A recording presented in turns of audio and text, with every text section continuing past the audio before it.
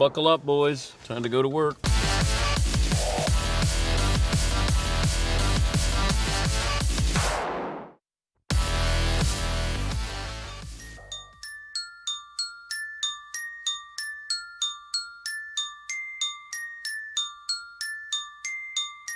Dan Patrick. Welcome to the Dan Patrick Show. I don't want to be an elitist here. I want to be a man of the people. Hosted by Ham and Eggs hero, Dan Patrick. Ham and Eggs, Eggs and Ham, DP, the approachable man. Podcast, listen, hear, and see. I'm just an everyday guy. Ham and Eggs. That's me.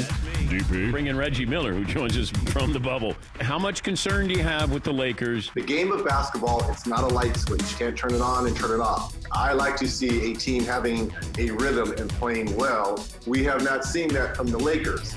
Is it concerning? Yes. Remember, these teams playing, every game has been a playoff game for them. Do you think the NBA adopts this play-in scenario as we move forward? We're seeing I like in the West. that. Okay. You got to play yourself in. It gives teams an actual shot of competing. Broadcasting from the Mercedes Man Cave, this is Dan Patrick. Hope you had a great weekend, everybody. Gang's all here, ready to go. A lot of topics to dive into. You can be part of the broadcast. You can dial us up, 877-3DP-SHOW. Email address, dp@danpatrick.com. Twitter handle at DP Show. Say good morning to our TV partners. That's youtube.com/The Dan Patrick Show. A week from today, we start on Peacock. And I'll let everybody know we're actually going to do a tutorial after the show that we'll put up on the website to let you know how you can go to Peacock on Monday. It's very easy. It's free. I want to make sure that everybody has that opportunity, but we can also expose this show to a wider audience. And that's what we're trying to do, a larger audience going to Peacock. That is next Monday. Say good morning to Chat Row and our great radio affiliates around the country, as we always do every Monday. Best and worst of the weekend, your opportunity to dial us up and tell us what you liked, you didn't like from over the weekend. The Lakers worked really hard to get that number one seed in the Western Conference, and their reward was the 8th seed Portland Trailblazers. Now, we look at them as an 8th seed, but they're not. Because had they been healthy, they're probably a 4 or 5 seed, maybe a 6 seed at the worst. But they had injuries. Of course, the season shut down. Then they restart in the bubble. Damian Lillard gets hot. C.J. McCollum, who's playing with a broken bone in his back. And they're a great offensive team. They're not a good defensive team. And maybe this is what the Lakers need. They need somebody who doesn't play defense very well because the Lakers' offense has struggled. Vegas thinks so much of the bubble and the play in the bubble, they bumped the Clippers up to the team to beat right now in the NBA for the championship, which is a little bit surprising because nobody's talked about the Mavs being a surprise team to be able to pull off an upset over the Clippers. It's the Lakers. Everybody focuses on the Lakers, even though the Mavs might have a better chance at beating the Clippers than Portland does beating the Lakers. And the reason why I say that is the Clippers are still trying to get, it's a great puzzle, but there's a few pieces that haven't been put together. And I think once they get into the second or third round, then that's when you're going to see how great the Clippers are. Opening round, that's where the Mavs have played hard, maintaining their seed. They got the Clippers. Clippers still trying to bring in all their players. And you might have them giving them a little bit better test than what Portland does with the Lakers. But what we saw with Damian Lillard establishing himself as one of the great scorers in the NBA, he's a great player. It's not just a great scorer. And he's open when he steps over half court. But the supporting cast is dangerous as well. And I think that's what's interesting about Portland. Getting everybody back. Can Carmelo contribute? C.J. McCollum. Are you able to get that kind of contribution? And I wondered, are we going to see them being energized going into the opening round, or are they going to be dragging? It felt like after the Memphis game, where they won to be able to earn the right to play the Lakers, they look spent. Now, they've had a couple of days of rest, and, of course, your body, playoff mind and body takes over. You get excited, and that adrenaline can carry you, but it can only carry you so far.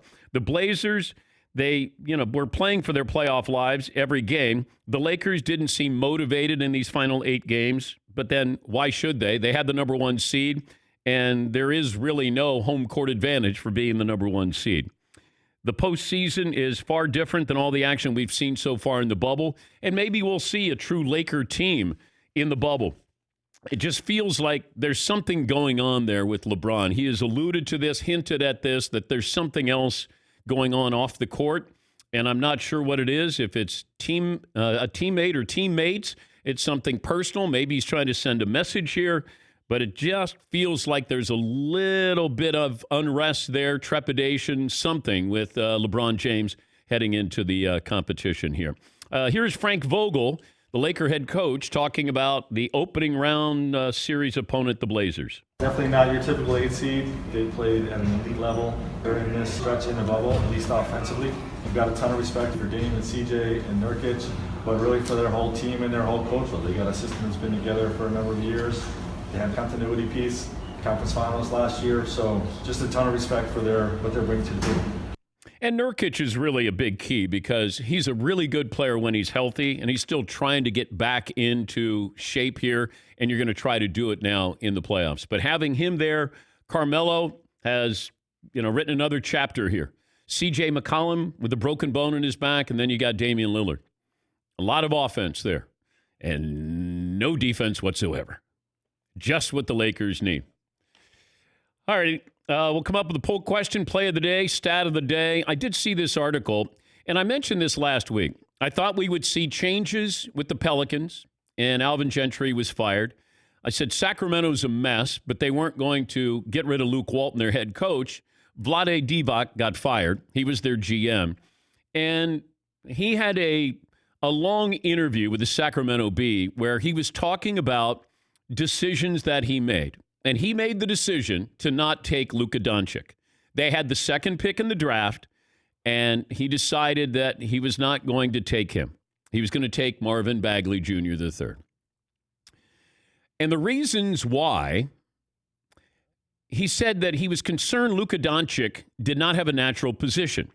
He was concerned that Doncic couldn't defend the point guard, shooting guard, or small forward position. He worried about Doncic's impact on De'Aaron Fox, whom the Kings had selected previously, the previous year at number 5 overall. And I understand this. What I don't understand is how many times do coaches and GMs and owners make a mistake where they go, well, I don't know who he can guard. Some of the greatest players in the history of the game can't guard anybody. All I have to do is pull up Steph Curry's draft profile. Who's he guarding? I went, who's guarding him? Steve Nash. Who's he guarding? Who's guarding him? And then, these players don't have natural positions. That's what I don't understand about Vlade. Because your European players have a well-rounded game where your 5 can be out on the point and your point guard can be a small forward. You go back to the Blazers. When the Blazers were on the clock and they could have drafted Michael Jordan, they didn't because they had Clyde Drexler. Oops. You overthink this. Well, we already got somebody at that position. Okay, in fairness to the Blazers back then, everybody had their position. You had your 2 guards, you had your 2 forwards, and you had your center. Now it's all blended together. It's just all a blur. And then Doncic couldn't defend the point guard, shooting guard, or small forward. Okay. If you think he's that good, it's like Larry Bird couldn't guard anybody. But who was guarding Larry Bird? And now we're comparing Doncic to Larry Bird. And you had a guy who was in the European League playing for a championship. He was 15, 16, 17 years of age. He's playing against grown men in a hostile environment there. If you've ever been to one of those games or even watched one of those games, there's an environment there. And he was the MVP, and he was winning a championship there. Now, when I watched his highlight, full disclosure, I always thought that he was just a little bit quick enough to get by somebody, a little bit strong enough to do something. His release was just barely quick enough to get it all. Like, I just thought he was barely great, if that makes sense. Like, everything had to be perfect, and he was great. But he is doing the same thing he did in Europe. Same moves, same shot, dribble, pass. The step back, he's improved on that. But, this will stay with Vlade Divac the rest of his life because Luka Doncic could have changed the Sacramento Kings.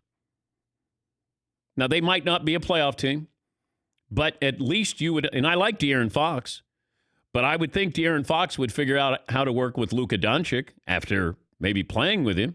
One season, that's all it would take, where De'Aaron Fox would go, you know what? I'm probably the second guy here, because that guy's really good. But that would have changed the Phoenix Suns. Imagine if you had Luka Doncic there. Now you got something really interesting here. When you hit, it changes your entire franchise. Look at the Kansas City Chiefs. They hit on Patrick Mahomes. Changed him. For the next decade, changed him. And then you look at some of these other teams where the Bears, had they taken Deshaun Watson or Patrick Mahomes, it would have changed the entire franchise. And with the NBA, you only have to put 5 guys out there. And when you're drafting somebody and it hits, it changes a franchise. And that's why I give Vlade credit that he says, look, that was on me. But when you pass on a generational talent, what did you see in Marvin Bagley other than, hey, maybe coming from a good program like Duke, and he's not going to be in competition with De'Aaron Fox, the big guy, he's a good offensive player, and maybe Marvin Bagley turns out to be a respectable talent here, one worthy of the number 2 overall pick in the draft. But the Atlanta Hawks traded him too, by the way. Yeah, don't let them off. But they got Trae Young. That's the only saving grace with that. We traded him, but they also got 1 or 2 first-round picks and Trae Young. So they got Trae Young, who they wanted, and I think a future first-round draft pick. Maybe it's this year first-round draft pick. But I appreciated Vlade being honest about that. But, man, that's going to stay with you. For as long as Luka Doncic is playing, it's going to stay with you. Yeah, Paul. I went back and looked at a lot of the draft profiles and draft grades from 2018. Everyone loved Marvin Bagley's offensive game. They said he was so advanced as a youngster in the ACC. But then with the next pick, Luka Doncic, everyone thought that he had more potential to be great. They didn't see it week 1. They said when he gets going, he'll be great. You can find a ton of articles that love Luka. The only criticisms of Luka were defensively. And that drives me crazy. Probably because I never played defense. But just that when we profile somebody, let me tell you the negatives. I want to know if the positives are so positive, I don't care what the negatives are.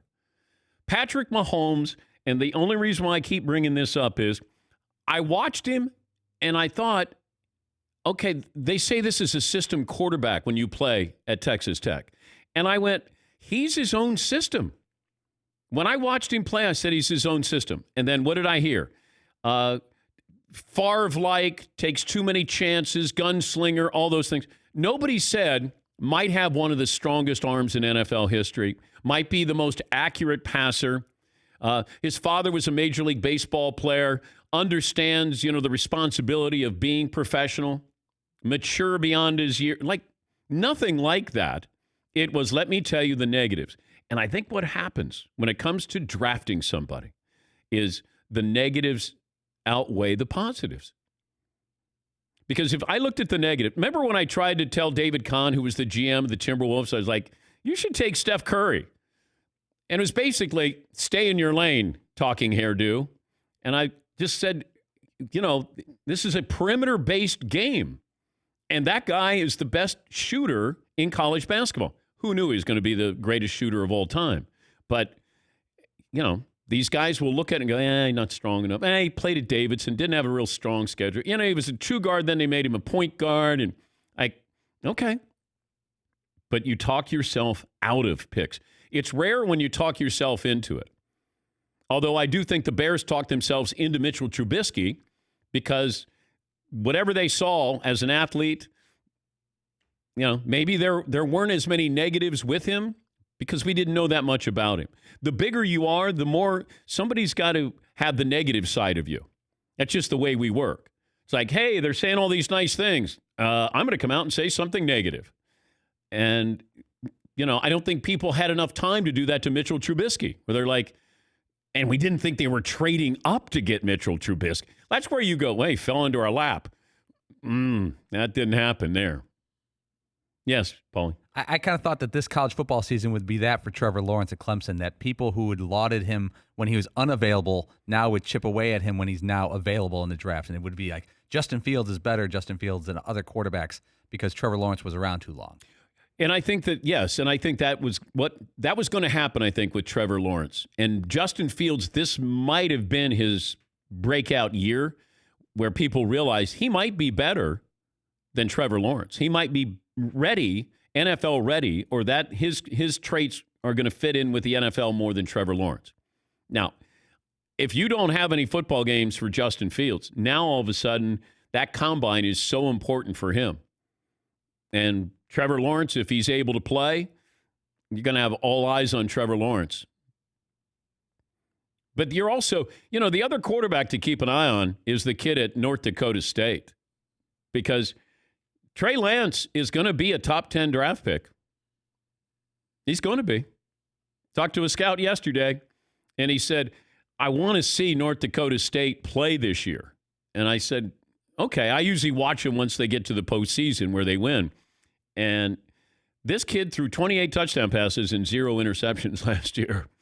And he's about 6'4", and he's 220, and North Dakota State asked their quarterbacks to be able to be multidimensional, running and throwing. And he might be perfect for the NFL from North Dakota State.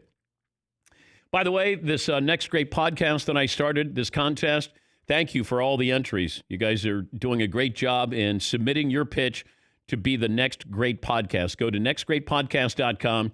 We're going to select 10 semifinalists and give them $1,000 to produce a pilot episode. The ultimate winner is going to get the opportunity to do a podcast for a year, and I'm going to be in business with you. I'm going to be your executive producer helping you along the way. The nextgreatpodcast.com, and I hope to work with you soon. Get an opportunity, buy Raycon, these wireless earbuds, the way to go. You get 15% off your Raycon order at buyraycon.com/Patrick. That's buyraycon.com/Patrick. We'll come back. McLovin promises a great poll question. Not a good one, but a great poll question when we return. It's coming up on 18 after the hour. Your phone calls are always welcome every Monday, best and worst of the weekend. We're back after this on the Dan Patrick Show. Sleep number setting, I bumped it up. Now up to 85. Yep, I'm not joking. Wait a second, you were like 75. I was 75, and I said, I'm going to get a little risque over the weekend. Got to go gradually, 80, then 85. Pace yourself. Nope, I went up to 85. Wild man. Yep, crazy weekend at my house. Went up to 85. But this Sleep Number bed, the 360 smart bed, it's got an IQ. It's got a sleep IQ. So imagine that. Probably Mensa. My bed is Mensa. But you're going to get an extra 15 minutes of sleep every night just by having that bed and the Sleep IQ technology. It will tell you how you slept the night before, which is pretty amazing. And how many times have you gotten up after a great night's sleep and gone, wow, what happened? Maybe it doesn't happen very often for you, but that probably depends on the bed you're sleeping on. For a limited time, save 50% on the Sleep Number 360 limited edition smart bed. Sleep Number, the official sleep and wellness partner of the NFL. Shop your way at a Sleep Number store, online at sleepnumber.com/Patrick, or by chat.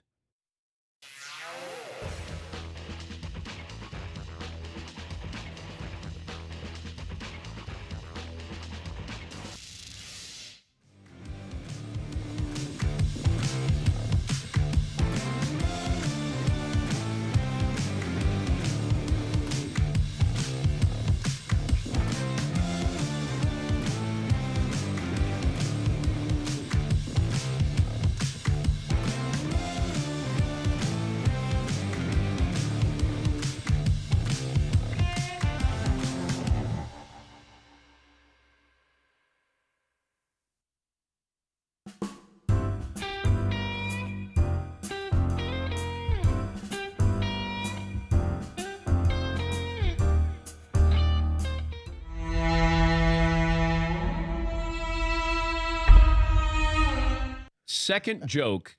First one didn't go over well. Okay. And here is the second joke last night for Fritzy.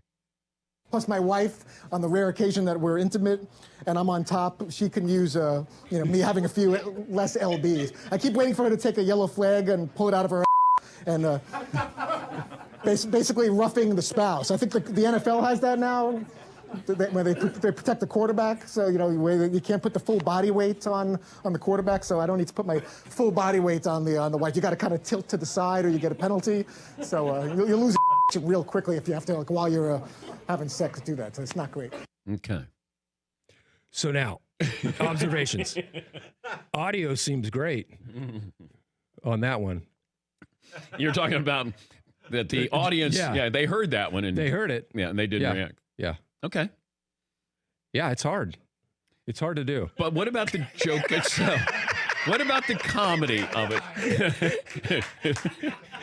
Okay, here's the next one. See, you're too nice, Will. I mean, it sounded a little Henny Youngman-ish. Henny Youngman. Starting but with he went my blue. wife. Yeah, take my wife. But he went blue. Now, you went blue early, and I told you if you go blue early. Yeah, don't go. Yeah, exactly. That's a tough. That's on a Monday night at 8 o'clock. Exactly. But did you go blue because they didn't react to your opener? No, that was just my plan was right. inflammatory bowel disease, CPAP, sleep apnea, losing weight to get rid of sleep apnea, and landing on top of the wife. Hey, on paper, sounds great. On stage, on paper, yeah. Okay. Exactly. All right, this is when Fritzy started to win over the audience. The crowd warmed up a little bit to Fritzy with this joke. Went to Israel recently. Anybody have been to Israel? Tel Aviv, Jerusalem, and all that. So my biggest concern, even though I wanted to see kibbutzes and try shawarma and some of the weird Mediterranean food, was to make sure we had 2 separate rooms. So the wife and I, God forbid, we have a little intimacy, it'd be nice. So I spent the extra money, got 2 rooms, one for the kids and one for my wife and I. 4 or 5 days go by, nothing. So I make my move. I don't know what my move is exactly, but I make my move to the wife. After 19 years of marriage, you would think you wouldn't have to have a move. But she's like, what are you doing? So like, what do you mean, what am I doing? I figure, maybe we can do something unholy in the Holy Land. I think that was my big line. That was my big clever line to get her in the mood, something unholy in the Holy. Because we can't. I go, what do you mean we can't? No, the kids are in the next room. I know. That's why I spent all that extra money. They're in the other room. That's why I spent like $5,000 extra so we could have some privacy. Okay. Oh, wow. Yeah. Okay, unholy in the Holy Land. Yeah, bringing them in. Those are real laughs right there, Will. Those were solid. Actual more than one person laughing at a time. Microphone worked. Yeah. Technically, and then you did about 30 more seconds. Then he wrapped. So he had 5 minutes there at the Comedy Store. 5 minutes is very hard to do, in the sense that you got to Yeah, no, it was definitely a challenge, and I was nervous as we were talking earlier. As we were going along, you start getting more relaxed because there's that much less you have to remember to say, and you feel like you're getting down the home stretch. You're most relaxed when they give you the light and say, "Get off the stage." Exactly. Right? Yes.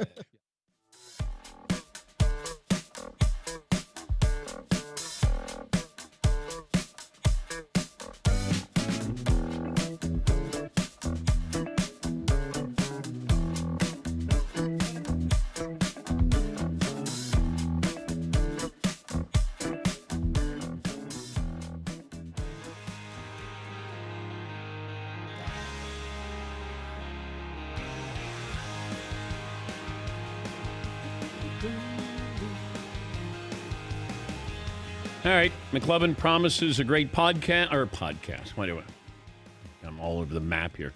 McLovin promises a great poll question today, and probably a great podcast as well. McLovin, what do you have for me? Okay, before I get into the poll questions, can you settle a debate Paulie and I are having? Trevor Lawrence, if you're looking at the mock drafts, the number 1 teams are Jacksonville, Washington, Carolina, Cincinnati, maybe Detroit, Miami in there. Which of those franchises do you want to end up at if you're Trevor Lawrence? Is Jacksonville something to avoid? This is a topic that Paulie has been warm on. I don't know if he's been hot on, but he's been warm on this, but he is ready on this Monday to unleash a hot take. If the Jacksonville Jaguars have the number 1 pick in the NFL draft, Trevor Lawrence will not play there. So he's going to pull an Eli Manning and John Elway. I think he will and should. Okay. They were two or three plays away from making the Super Bowl about 2.5 years ago. Mm-hmm. Now they're the worst team in the sport, and they feel like they could be whisked away to another location or another country at any moment. Another country. Yeah. London. Shad Khan, that's his goal long Oh, term. I know. It feels like that. That's a one you could see next April. Jacksonville fans get mad at me every time we bring up this topic that has to do with the Jags and I don't say something nice. So Paulie is the one with this hot take. Trevor Lawrence I don't know him. He doesn't strike me as somebody who's going to go, unless he has somebody who is going to represent him and says, you know what, you're going to have career suicide if you go there.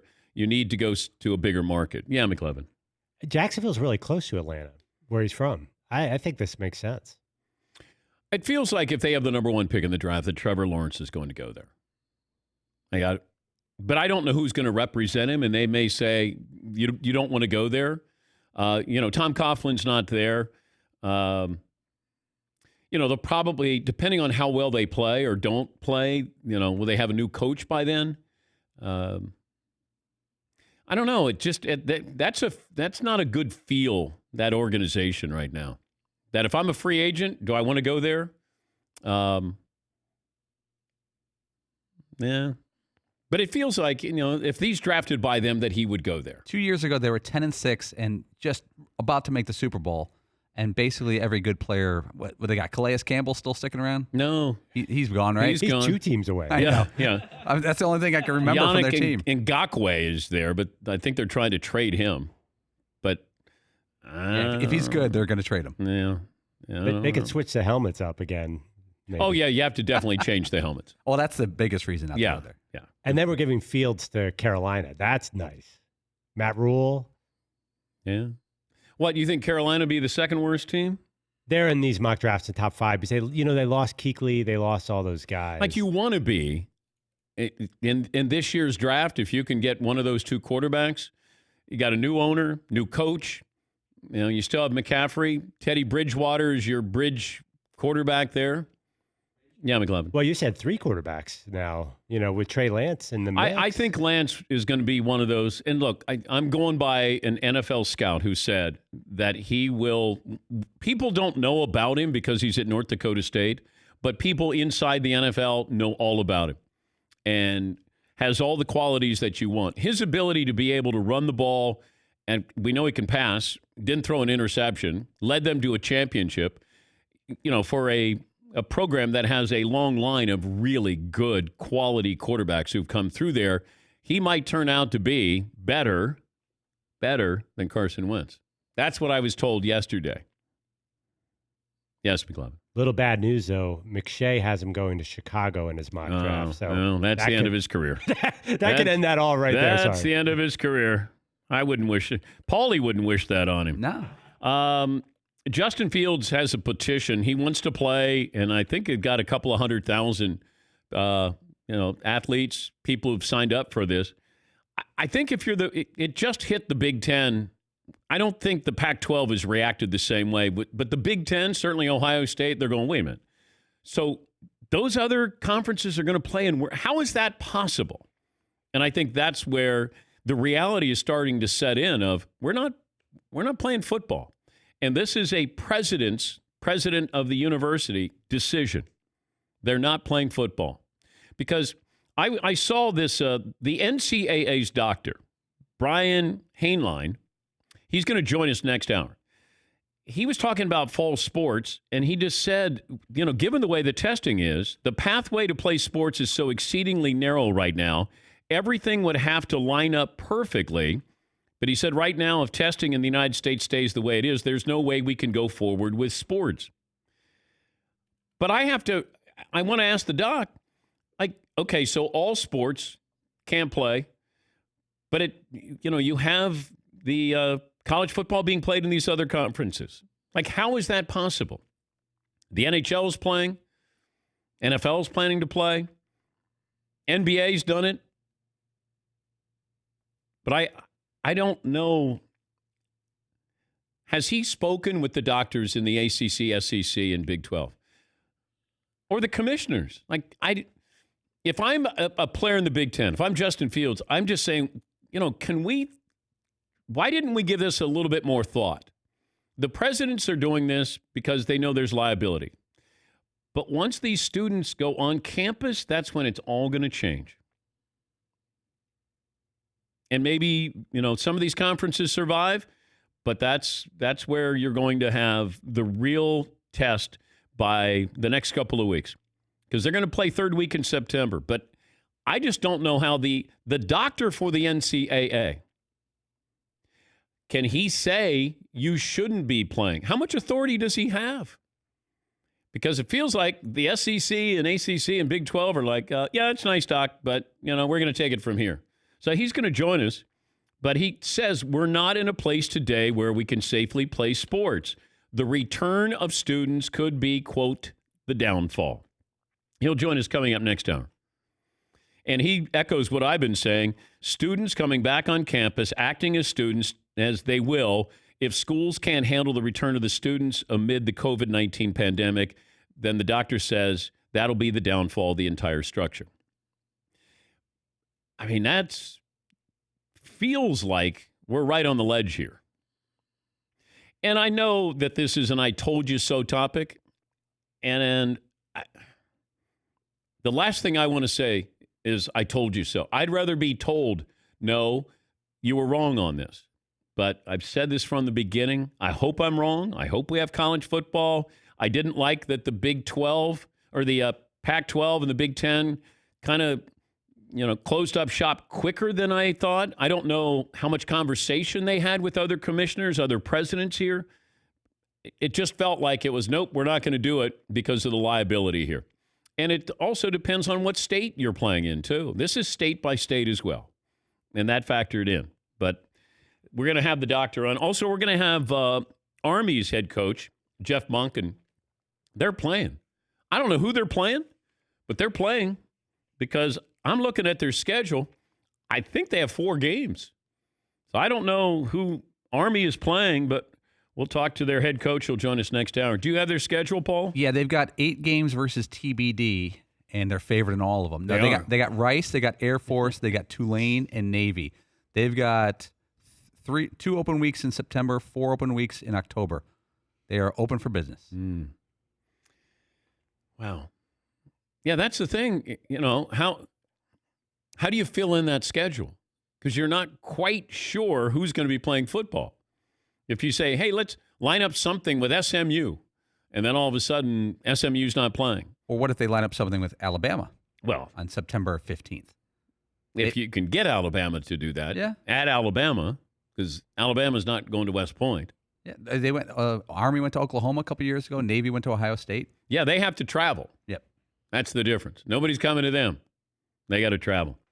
All right, so what poll question? By the way, we got no response from the Big Ten. We wanted it in Ohio State, Justin Fields. We just wanted to ask about this petition. Like, what do you hope to get? If I'm not surprised that you have a student athlete who says, hey, let's start a petition. I want to play football. Most of the 98% of these players want to play football, it feels like. The coaches want to play. The athletic directors want to play. So I'm not surprised at any of this. That Justin Fields, this isn't headline worthy, in my opinion. It's like, yeah, he wants to play. Now, if he said, I don't want to play and I want to get ready for the draft, that's a headline. This, to me, is not a headline. I think it's predictable. But I don't know what the Big Ten does with this. I don't know what their reaction is going to be. Like, hey, stop being a student athlete here. Hey, shut up. We're not going to play. Yeah, McLevin. Paul, you had a poll question that's interesting. Who should make the ultimate decision? Players, parents, coaches, athletic directors, university presidents, or the governor of the state? Who should decide whether college football players play this fall? Well, it's the presidents.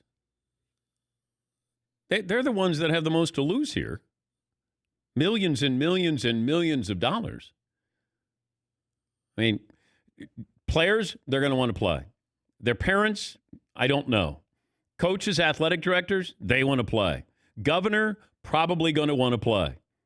University presidents, they're the ones who are going to have to write checks if somebody gets sick and, God forbid, somebody dies. So the presidents, to me, they should be the ones that are deciding on this.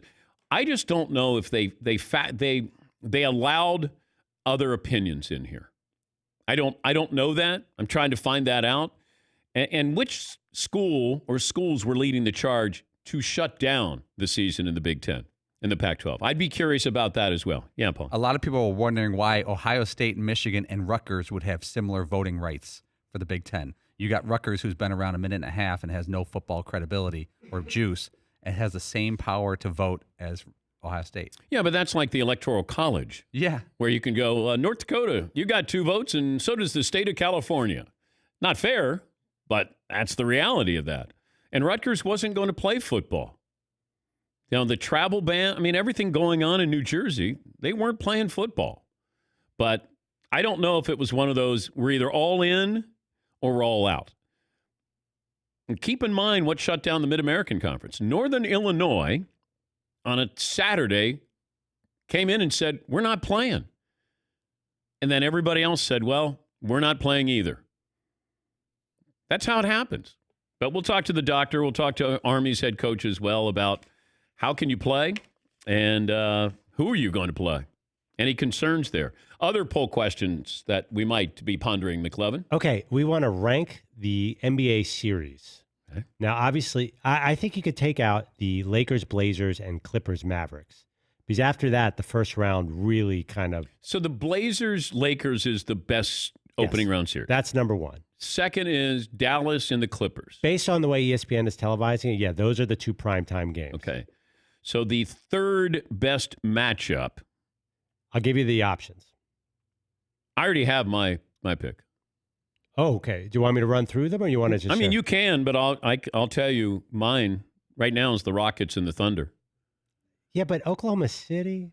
Chris Paul's playing great. Russell know. Westbrook Jr. III is hurt. I know. Doesn't it feel like it's going to be a Remember, the snippy Rockets, 6 games? The Rockets jettisoned Chris Paul because he was always hurt. And here they're facing Oklahoma City, and they've been sneaky good, and now you're not fully assembled. It seems kind of spicy to me. You know, Chris Paul with a chip on his shoulder, that's a little bit spicy. I see a lot of flopping and arguing, and Chris Paul's going to do something. And... All right. Jazz Nuggets, no. Celtics Sixers, no. Heat Pacers, is it the Heat Pacers or the Heat and the Bucks? No, the Bucks play the Magic. Magic. That's Jimmy Butler against T.J. Warren. That's a hot one. Yeah, that's all right. But Warren's a little banged up. He's got plantar fasciitis. Yeah. The Pacers don't have Sabonis. Yeah, that's not. But don't you look at the East and it's like Celtics Sixers should be good, but it's not going to be. And Raptors Nets should be good, but that's not going to be either because, I mean, none of the stars are playing. Yeah. It feels like the Nets will win the first one. Like they'll blow it out, and a bunch of their bench players who we don't know will win the first game. I don't think there's any matchup in the East right now that I'm really interested in. Not the opening round matchup, but I am, the 2 LA teams, and then after that, I would say the Rockets and the Thunder. That I'm curious about that as well. Yeah, McLovin. The Jazz Nuggets does it. I mean, No. that feels like the 1:30 special every day. Yeah, and there's a March Madness feel to this today because these games, we got 4 games, and one starts at like 1:30 in the afternoon. But I know we're trying to dress up the Nuggets. Man, you got to watch Michael Porter Jr. You got to watch Bol. Oh, they got the Joker. All right. They got Jamal Murray. All right. Utah doesn't have Mike Conley Jr. III. His wife just delivered a baby, he left the bubble. I don't think that one's too exciting. Anything else, McLovin? I got coaching vacancies for you in the NBA. I got a Ja Morant question. All right. And I got a draft question for you. All right. Let me take a break there. I got a stat of the day that has to do with the Lakers and Blazers. And Ethan, who does our stats for us. You know Ethan. Yeah, he's got a stat for you. I'll have that for you when we return. But when we return, we'll also have the play of the day right after this.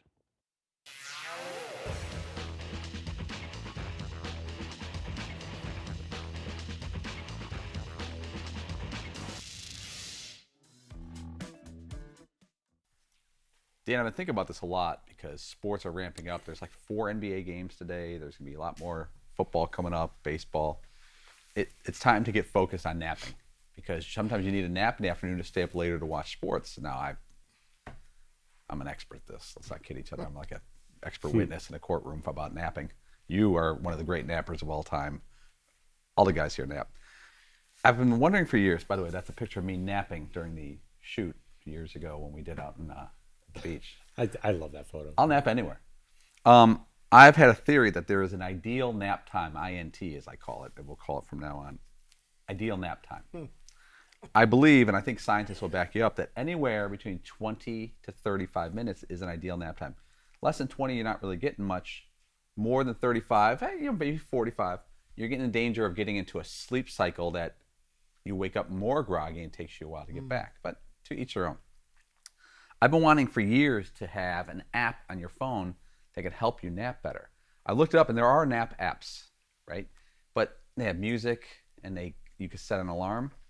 But that doesn't work because, Dan, you know, sometimes when you go to take a nap, it takes you 2 minutes to fall asleep, or it takes you 20 minutes to fall asleep, depending on the situation. What if you had a nap app that you put right next to you, and as your breathing changes, because it does as you go into a sleep mode, it hits the setting. Like, you want to take a 20-minute nap, you hit 20 minutes, but when your breathing starts like going shallow, it catches it. I think we're about to be zillionaires. You should call it NAPP. It's all set up for you. I like it. Nap app. You're supposed to make it nap. With 2 P's. Nap app. I was going to do like Z's, Z-Z-Z-A-P-P, so zap. Nap. As if you're snoozing. You Z's. hook an electric current up, so if you're napping too long, you get a little zap. That could be dangerous. Could be like a light, little, just liquid game. Shot. Giving a lot of thought to it. A lot. Yeah. I would like to maybe talk to some investors. Some venture capitalists, Whatever. some VCs. Yeah.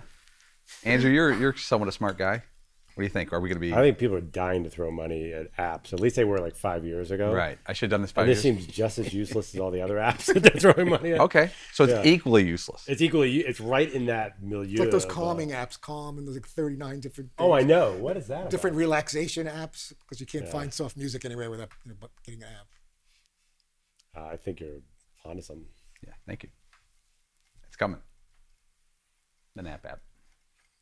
You almost put me to sleep with your presentation. Hence, shows I'm an expert. Shows I'm an expert. I'm mid coffee and I almost nodded off. I don't know. It was very relaxing.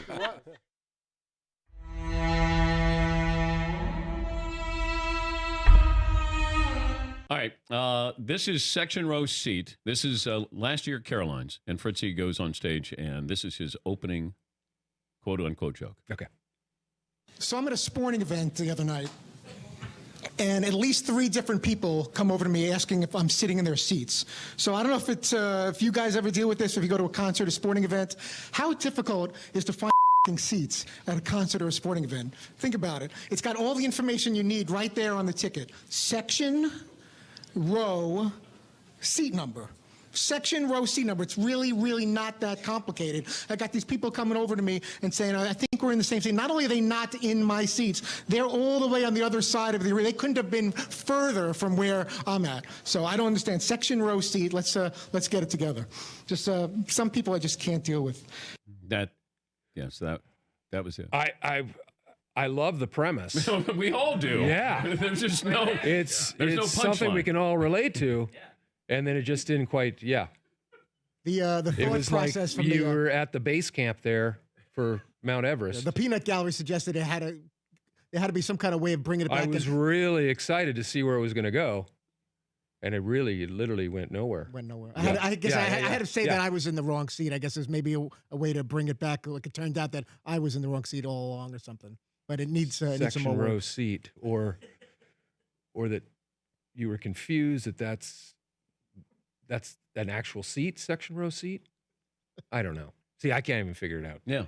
Well, you're not a stand-up comedian. No, I'm not. Yeah. Thank God. That's a little. Yeah. That's highbrow humor, is what that is. I right boxed there. myself into a corner there Yeah, with you no did. ending to that. Yeah, joke. yeah, you did. Do your kids go? Do they expect you to be able to get seats for sporting events? Unfortunately, they do. Yeah, we'll have a lot of arguments. And you got your soccer kit on, so obviously they get good seats. They're too. used to sitting in nice seats, and so it is fun to switch it up on them and just sit in normal seats and then the argument is like, are you sure we're not in a suite? But Dad, did you check? Did you make the appropriate calls? Are you sure we're not in a suite? I'm like, I'm sure. Look at this. It says section row seat right here. Boom! Hey!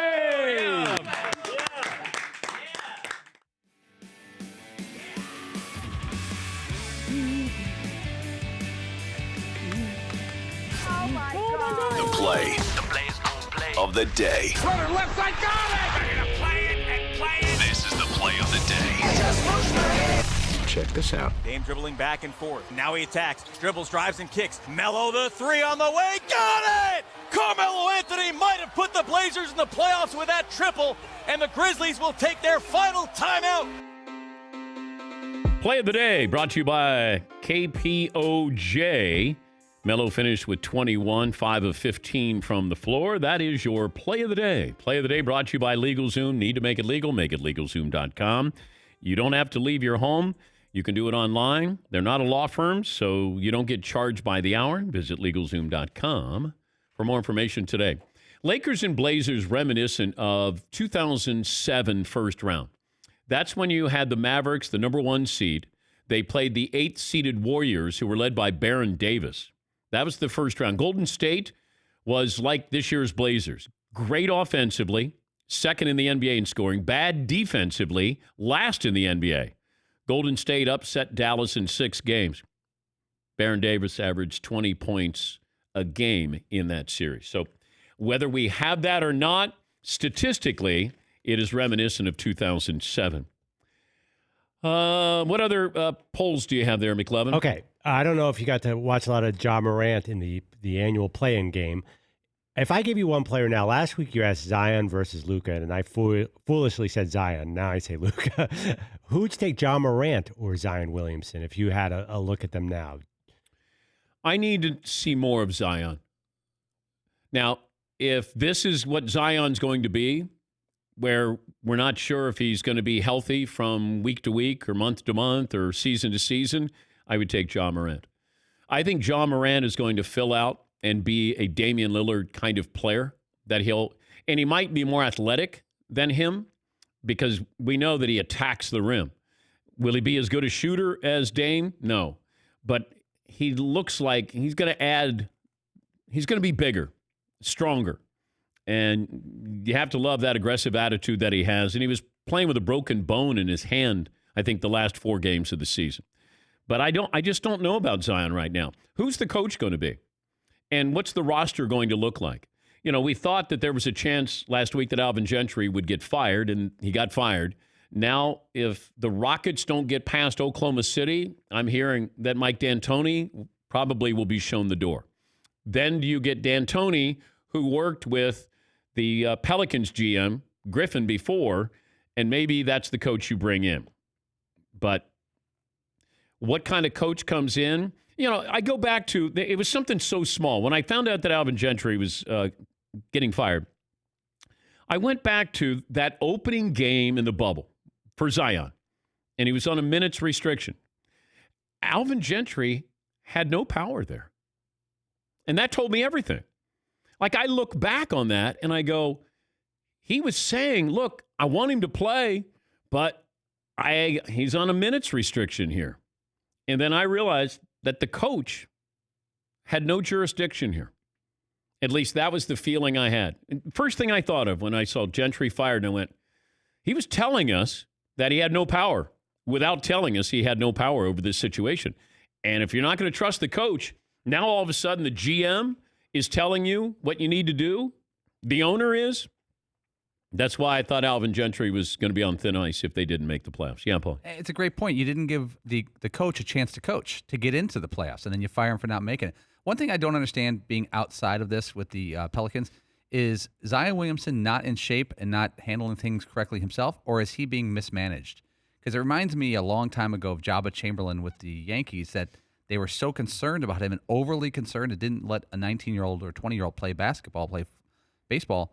I can't tell if he's not ready and not ready to play and not healthy and not in shape, or he's being mismanaged by the team.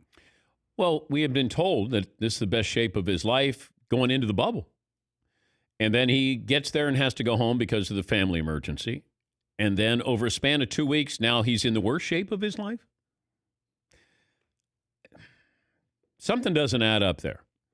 And maybe the true story, and we reached out to Alvin Gentry, and Alvin's not going to burn any bridges, but, just how much power did you have in those decisions?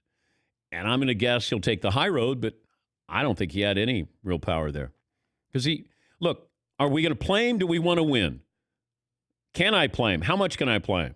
And I still maintain, if you play in 2, 3, 4 minute bursts, knowing this from experience, you try to kill everybody. You try to do everything possible because you know you're only going to be in there 3 or 4 minutes. You're diving for loose balls. You're hustling, and that's when you get hurt. If you said to Zion, you're in for 5 minutes, and then we're not going to play you till the third quarter, where you're in for 7, and then we're going to play you in the fourth quarter, the final 6 minutes of the game. That was my strategy from the beginning. I don't want you playing 3 or 4 in the first quarter, 3 or 4 here, 3 or 4 here, 3 or 4 here, and then the game is on the line, and our best player's not on the floor. I don't know how it was handled, who was making that decision, but I think it's pretty obvious. Alvin Gentry was frustrated that he couldn't make a decision here with Zion Williamson. Yeah, McClellan. So my next poll question is, which potential vacancy, these jobs aren't all open yet, would you want if you were, say, Tyronn Lue?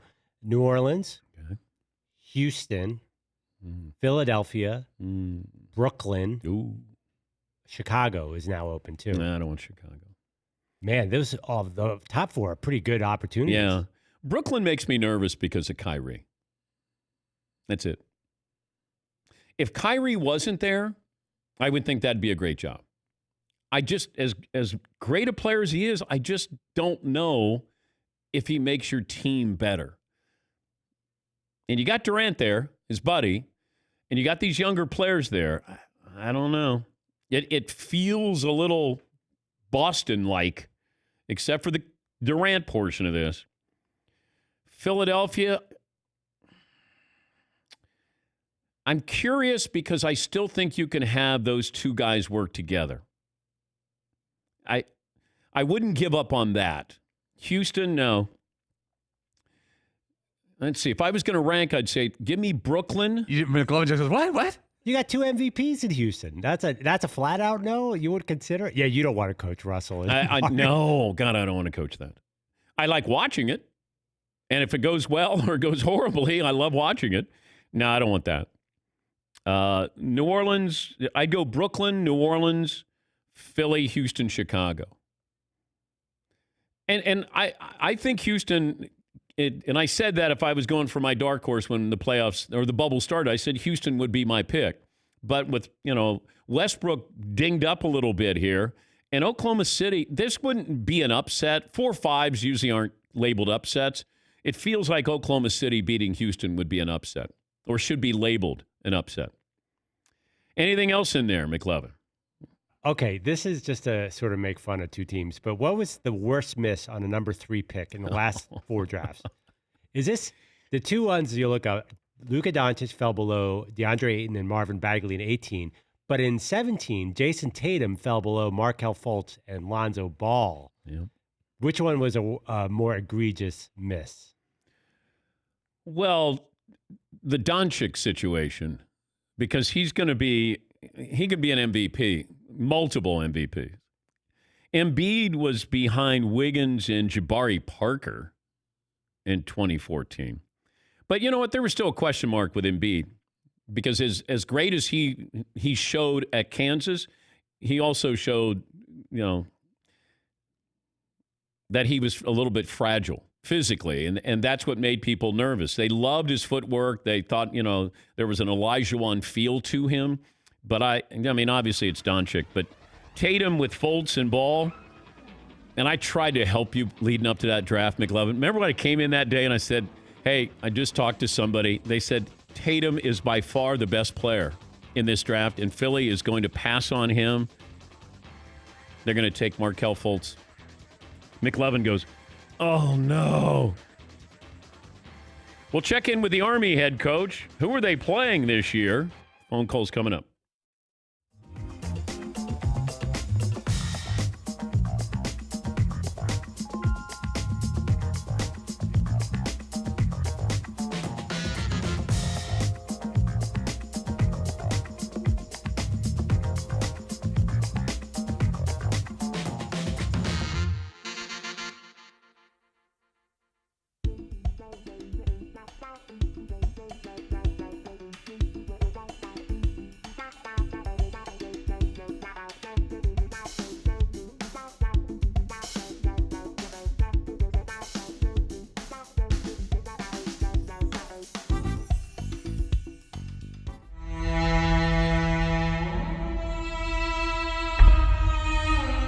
All of a sudden, I get a heads up that Katy Perry has sent out a tweet. So she has over 100 million followers. And I thought, oh, okay, nice. You know, I decided that I couldn't be in her music video. Last week, I was contacted by one of her people and said, could you be an announcer in her Swish Swish music video? And I wasn't able to do it because we were going to be in New York this week, and they were shooting the commercial either yesterday or today.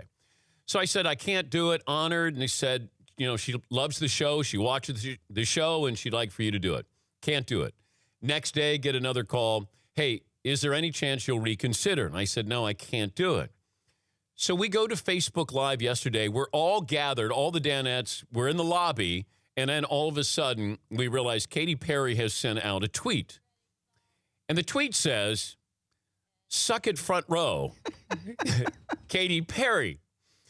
Now, all of a sudden, the Danettes are going, you weren't lying about this. I said, no, Katy Perry watches the show, and obviously she is a big fan of the back row because she said, suck it front row. Now, I don't know if the back row was bothered that they didn't get mentioned if she had said, suck it back row, but the front row seemed to embrace the fact that Katy Perry said, suck it front row. They were excited yesterday. So we'd like to say thank you, Katy. It was very nice for you to reach out and give us a suck it front row. But all I know is Fritzy goes, I don't know. I got mixed emotions. I wish maybe she would have said suck it back row. I was pumped up about it. Yeah, take that. And then I'm like, wait a second. We were like, they got mentioned, and we were kind of, even though it's against them, I'd rather it be something, you know, where you're acknowledged. Yes. No, Seton was all excited. Seton's like, love it, man. Love it. Katy Perry saying suck it front row. Yeah, it's awesome. Yeah. So that's how we started our day yesterday, and then we're just waiting for any follow-up here with Katy Perry. Yeah, Pauline. Have you heard anything back from her people? I have not. She tweeted it out again to about 101 million people. She has more followers than anyone on Earth. Yeah. I would say 99% of her followers like, what the hell is this? I know. Who's DP show? Who's front row? Why do they have to suck it? Yeah. That's just interesting. Is that something like over 2,000 people retweeted it. I wonder how many of those 2,000 people actually know the reference. I'm going to guess we're not in her target audience. I mean, I am, but I don't know if this show is. But that was very nice that Katy Perry reached out to say, suck it front row.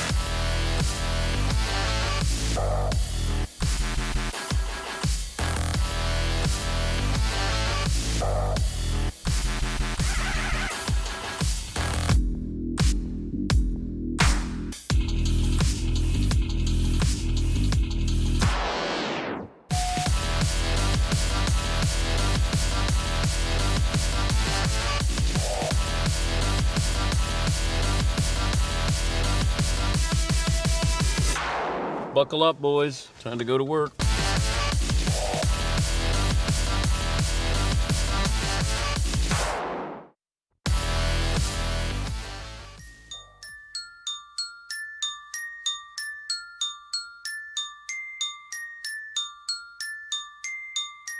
Dan Patrick. Welcome to the Dan Patrick Show. I don't want to be an elitist here. I want to be a man of the people. Hosted by Ham and Eggs hero, Dan Patrick. Ham and Eggs, Eggs and Ham, DP, the approachable man. Podcast, listen, hear, and see. I'm just an everyday guy. Ham and Eggs. That's me. DP. Bring in Reggie Miller, who joins us from the bubble. How much concern do you have with the Lakers? The game of basketball, it's not a light switch. You can't turn it on and turn it off. I like to see a team having a rhythm and playing well. We have not seen that from the Lakers. Is it concerning? Yes. Remember, these teams playing, every game has been a playoff game for them. Do you think the NBA adopts this play-in scenario as we move forward? We're seeing I in like the West. that. Okay. You got to play yourself in. It gives teams an actual shot of competing. Broadcasting from the Mercedes Man Cave, this is Dan Patrick. Hour 2 on this Monday. Dan and the Danettes, Dan Patrick Show. Army's playing football this year. I don't know who they're facing, but we're going to talk to their head coach coming up. Also, the NCAA's chief medical officer says, I don't know how we're going to be playing football this year. I don't recommend that we play football this year, but I don't think the NCAA's chief medical officer has any jurisdiction over what happens in the SEC, ACC, and the Big 12. But he'll join us coming up a little bit later on as well. It's a March Madness feel with the NBA. 4 games today and tonight. Jazz Nuggets, Nets Raptors, 76ers Celtics, Mavericks, and the Clippers. Not much drama in the East, at least the opening round match. If the Heat get by the Pacers, just having the Heat face the Bucks, that could be a little saucy. But the West, that's where you have the intrigue.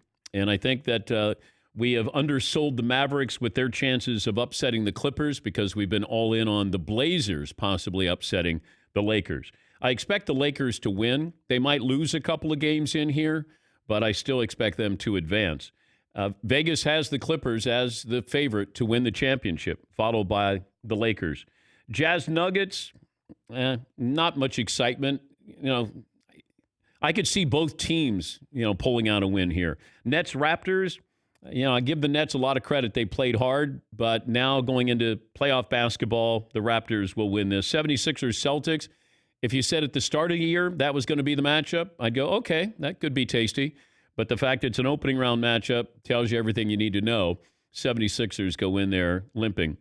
Out west, I think the Oklahoma City Rockets series might be the third best series because I'll put Portland number 1, I'll put the Mavs Clippers 2, and then I would put Houston and OKC because you have the intrigue there with Chris Paul, who was jettisoned by the Rockets because James Harden didn't want him as his point guard. You bring in Russell Westbrook. You gave up 4 number 1 picks for Russell Westbrook here.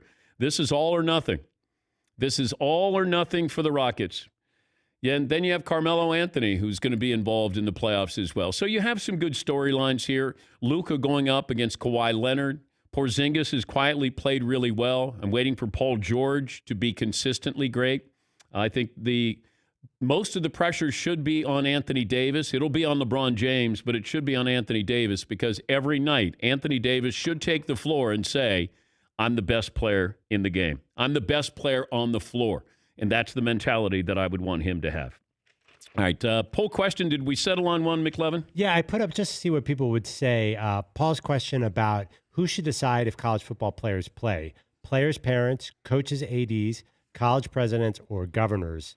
And college presidents running away with it. Yeah, because they have the most to lose here. And they have to be the grown-ups in a room full of adults and be able to say, look, this isn't popular, but this is the prudent decision. This is the wisest decision that we can make. I don't know how the other presidents are able to look at this and say, we're playing football, as opposed to the Big Ten and the Pac-12. Justin Fields didn't just become an elite college football player, and he's been that for a while. In fact, you can go back to when he was in high school. And it's no surprise that, the Ohio State quarterback has started a petition to allow Big Ten schools to make their own decisions on football this fall. And this is another one of those unexpected examples of a trend that's growing stronger and stronger in college sports, and that's player empowerment.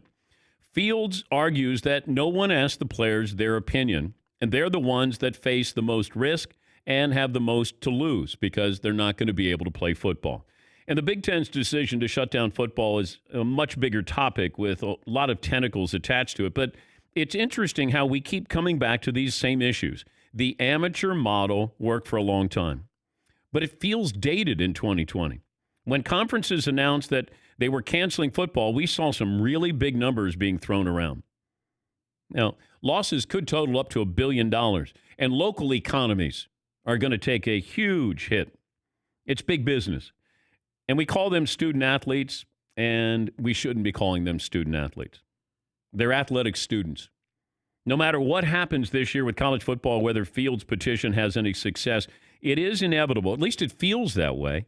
Players are going to have more say than ever as we move forward. When we talked to Chip Kelly last week, the UCLA head coach, and he said, I sat down with my players, and I wanted to hear what they had to say. And hopefully he did that. Hopefully some of these other coaches and athletic directors did that, not just with football players, with all of their fall sport athletes here. When, we love these coaches who say, yeah, it's about the kids, and I listen to the kids. Yeah, we want them included in this. But then when they don't agree with what you want in your philosophy, then you want to kick them to the curb. Hopefully that changes, because there are still situations, I don't know how many, but coaches will run off players to get their scholarship. They want to run them off, or a new coach comes in, and this has happened, and I know people it's happened to. I've met parents that it happened to. New coach comes in, all of a sudden their son is getting run off. So he loses his scholarship here. And I think this player empowerment, I think it's really important for these athletes to have a say, because you can't treat them as amateurs. Not in a situation like this. There is no way I could look at the SEC, ACC, Big 12 and say those are amateurs. Not with what's at stake. And you know what's at stake? Their health, obviously, but billions of dollars. That's what's at stake. That's why we're playing. Nobody, there was no politician who got upset when a smaller, lesser-known school in Nebraska shut down their season, right? I didn't hear anybody go, hey, they should be playing football. You know who is playing football? Those that can make money. That's why everybody's outraged. We got to play. We need to play. I understand that. But we're picking and choosing. Did anybody get upset when the MAC shut down? Besides me? Well, yeah, I did too. Oh. Politician. Did you have any politician bang, the gavel and say, we can't stand for this. I need to have Mid-American Conference football. I want to see Toledo and Ball State. I didn't hear anybody. Did the governor of Ohio say anything when Akron decided they weren't playing, or Toledo? No, but if Ohio State's not playing, well, that's different. Well, what's different? There's still kids taking a risk, playing football. You're not generating the money Ohio State is. We can't pick and choose with this. But these student athletes, hopefully they're protected. Hopefully, the students come on campus. That's the difference. That will be the difference. If they're smart. Now, some universities are saying that you'll be punished. The student will be punished. There's a new code of conduct here. But if you have an off-campus party, and this happened at the University of Miami. You had some students who went viral with a video about partying, got kicked out. See ya. Imagine, hey, let's put it on TikTok here. We got a party going on here. Hello? What? Okay. We just got kicked out. That's what you have to police yourself, but then you got to worry about all the other students. You know what you were like when you were 21? We were the most invincible people ever. We were superheroes on campus. Sleep? Who needs sleep? Stay out on, hey, we can have keggers. That's what's going to happen here. And state by state, it's going to, and that's where it's so holding on by a thread right now. And the NFL can pull this off because they don't have to worry about other people involved in this. You get tested, same people get tested, same people go here who go there. And then can we quarantine you in a hotel? Now, how many days can you spend in a hotel? You don't go home, you stay here, you get ready for a game. This is business. There's no pleasure. This is business. If you want to pull it off, you have to treat it as business. And that's the same for college football. You don't want to, make it seem like it's business because it's student athletes here. But let's pull back the curtain. This is all business. And the reason why you're trying to pull this off is the amount of money that's at stake. Yeah, Paul. But if you look at Justin Fields' argument, at Ohio State, there's going to be thousands and thousands of kids who are choosing to go back to classes, and they have the option to do it from home or go to school. They can have the option. And the decision is made by the parents. Why can't the football players have the same decision as an average student to go back and participate in the activities that they want when students can, but football players cannot? Yeah, but there's liability involved in these players if they come back. Will they sign a waiver that says, I'm guessing the students, when they come on campus, are they giving away anything? I could tell you that some schools are looking at it. Once you choose to come back on campus and pass up the opportunity to learn from home, you're almost agreeing to, it's almost like buying a ticket to a ballpark. You're agreeing to what's on the back of the ballpark ticket by going on the campus. I feel bad for the Big Ten and Pac-12 because I don't think these players had any say. Now, I don't know if it would have mattered because the presidents might have said just what I was telling you and what my source told me last Monday. It's liability. He underlined liability on the text that he sent to me. That's what it came down to. And that the Pac-12 was the first that wanted to close up shop. Then they waited because the Big Ten was going to do it for them because they are in conjunction with the Rose Bowl and the relationship. And, this is about, perception and reality, too. When you look at these conferences in the Big Ten and Pac-12, will these 18-year-olds, 17-year-olds, 16-year-olds look at them differently because, they don't prioritize football the way the ACC or the SEC or Big 12 does?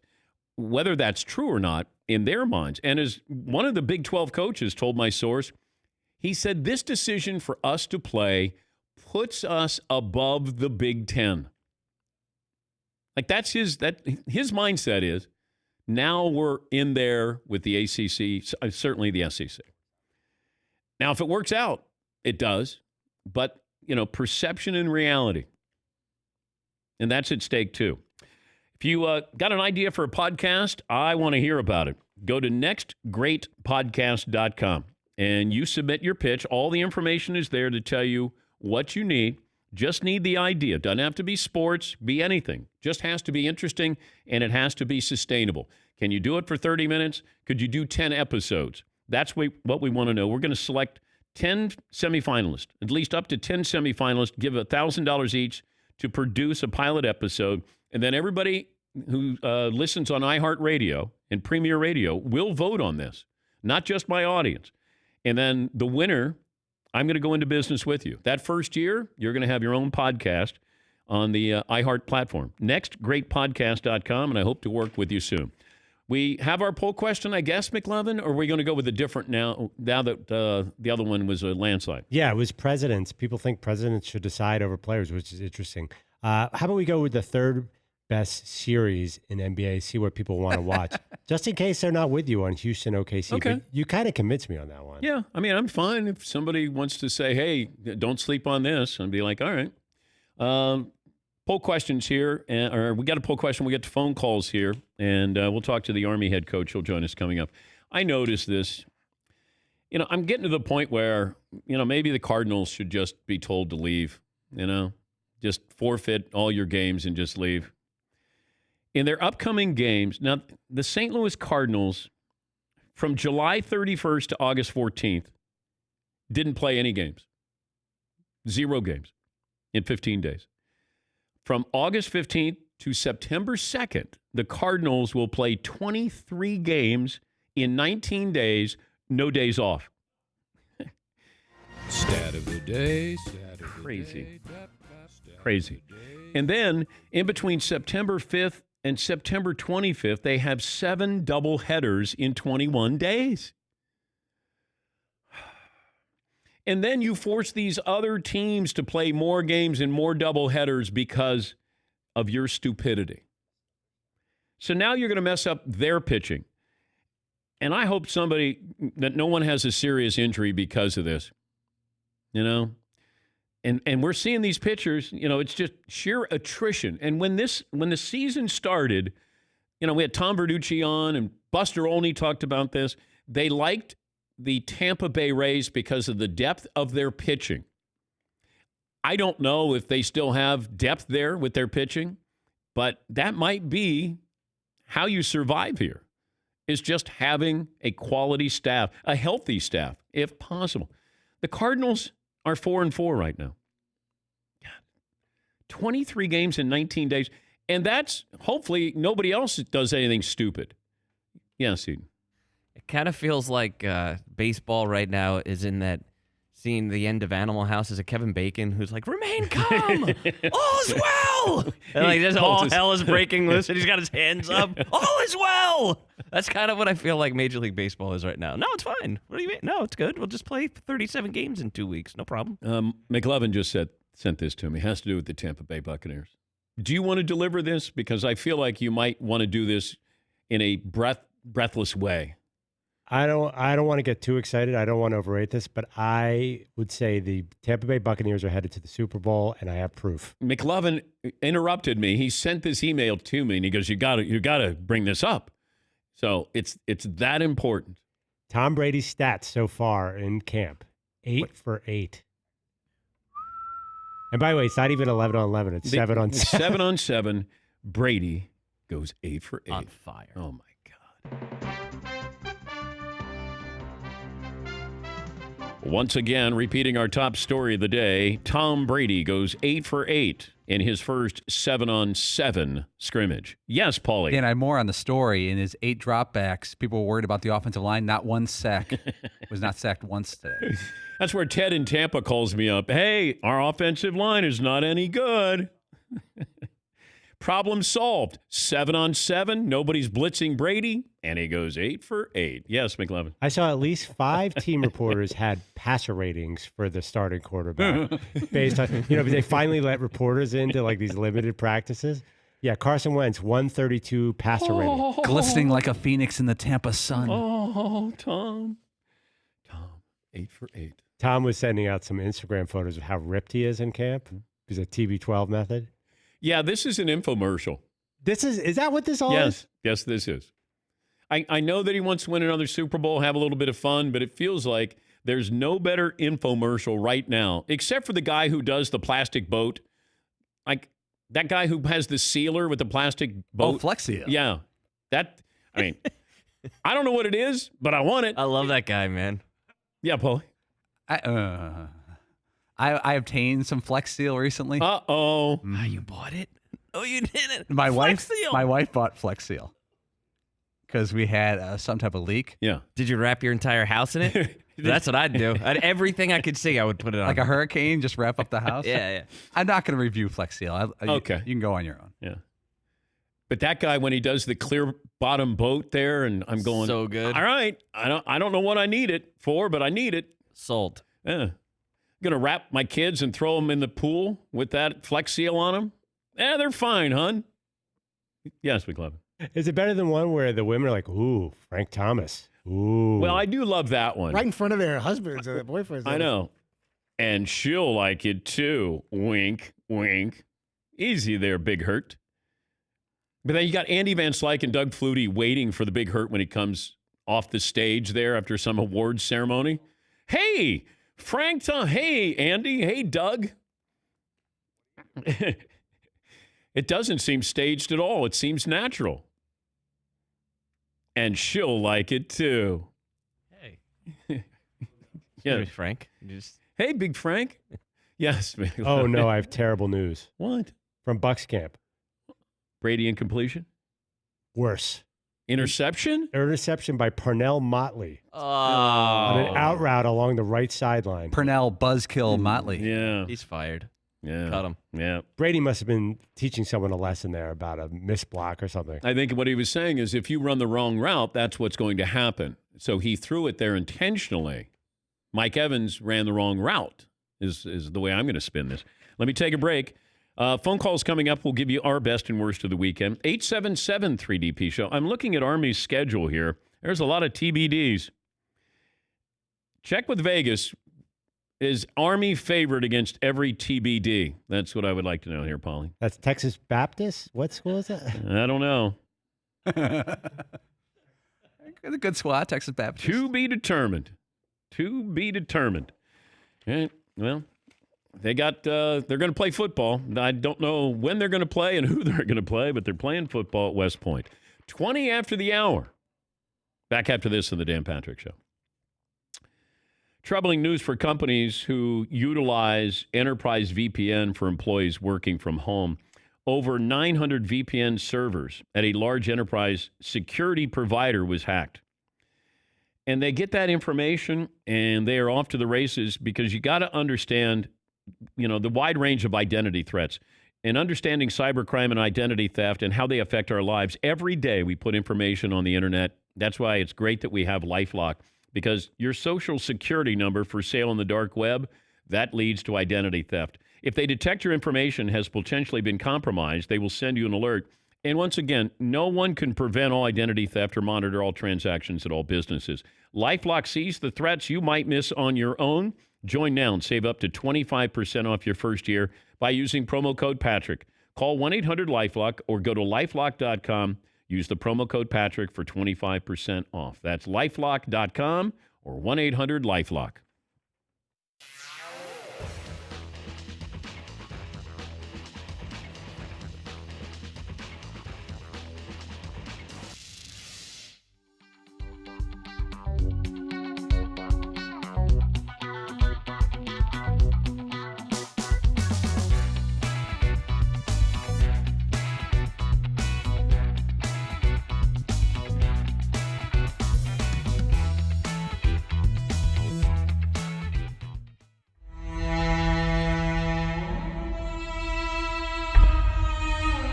Billy Smith and I hated each other. Yeah. And we were coaching the Celebrity All-Star Game, throwing Justin Bieber on the ice. And he actually is very good, I have to tell you. Well, I saw Pronger ran him into the wall.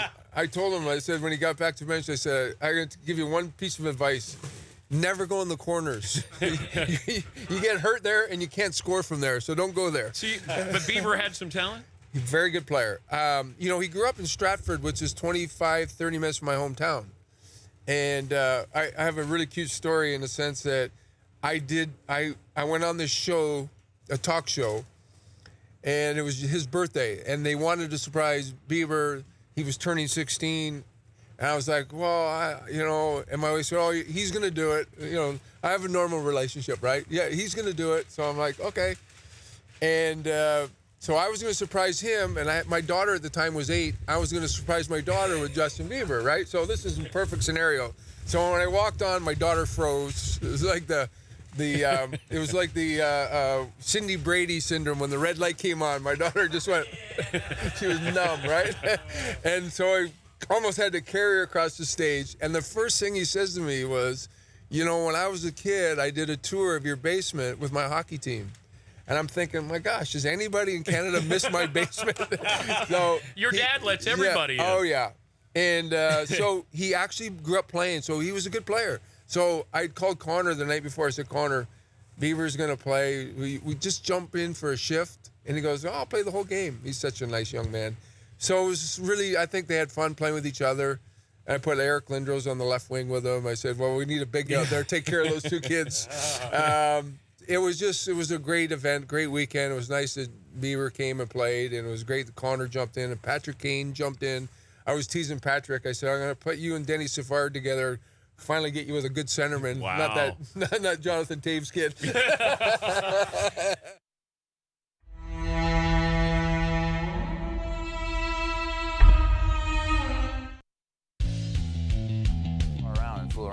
We're back. He gives me a very Okay. condescending. All right. So So I'll look like one of you. Okay, so you're going to tell us how you orchestrated this in the fight. So how do you do this? Well, most of the time I go.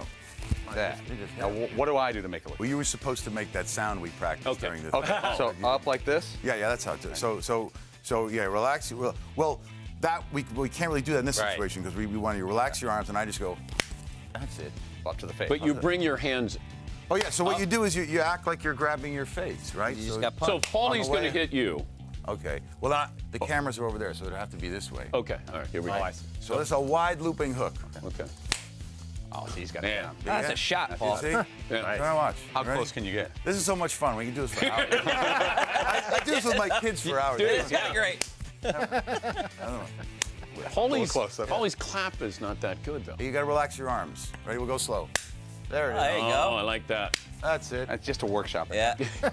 Now hit him for real. Let's compare and Would you contrast. rather get hit in the face or the gut by accident in a fight? Let's say you're at a boxing. In the face. Yeah? Yeah. The face doesn't hurt. It doesn't? No, not till the next day.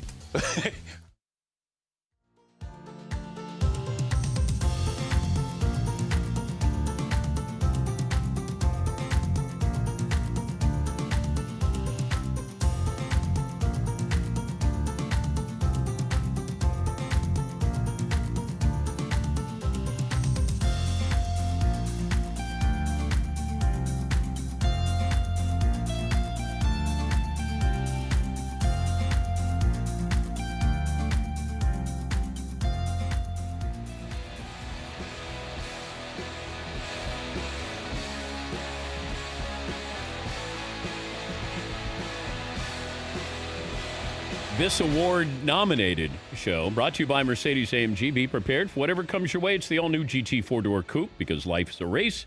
Visit your local dealership for a test drive today. If you missed any of our interviews this week or any week from the Mercedes-AMG Man Cave, go to the Dan Patrick Show website at danpatrick.com.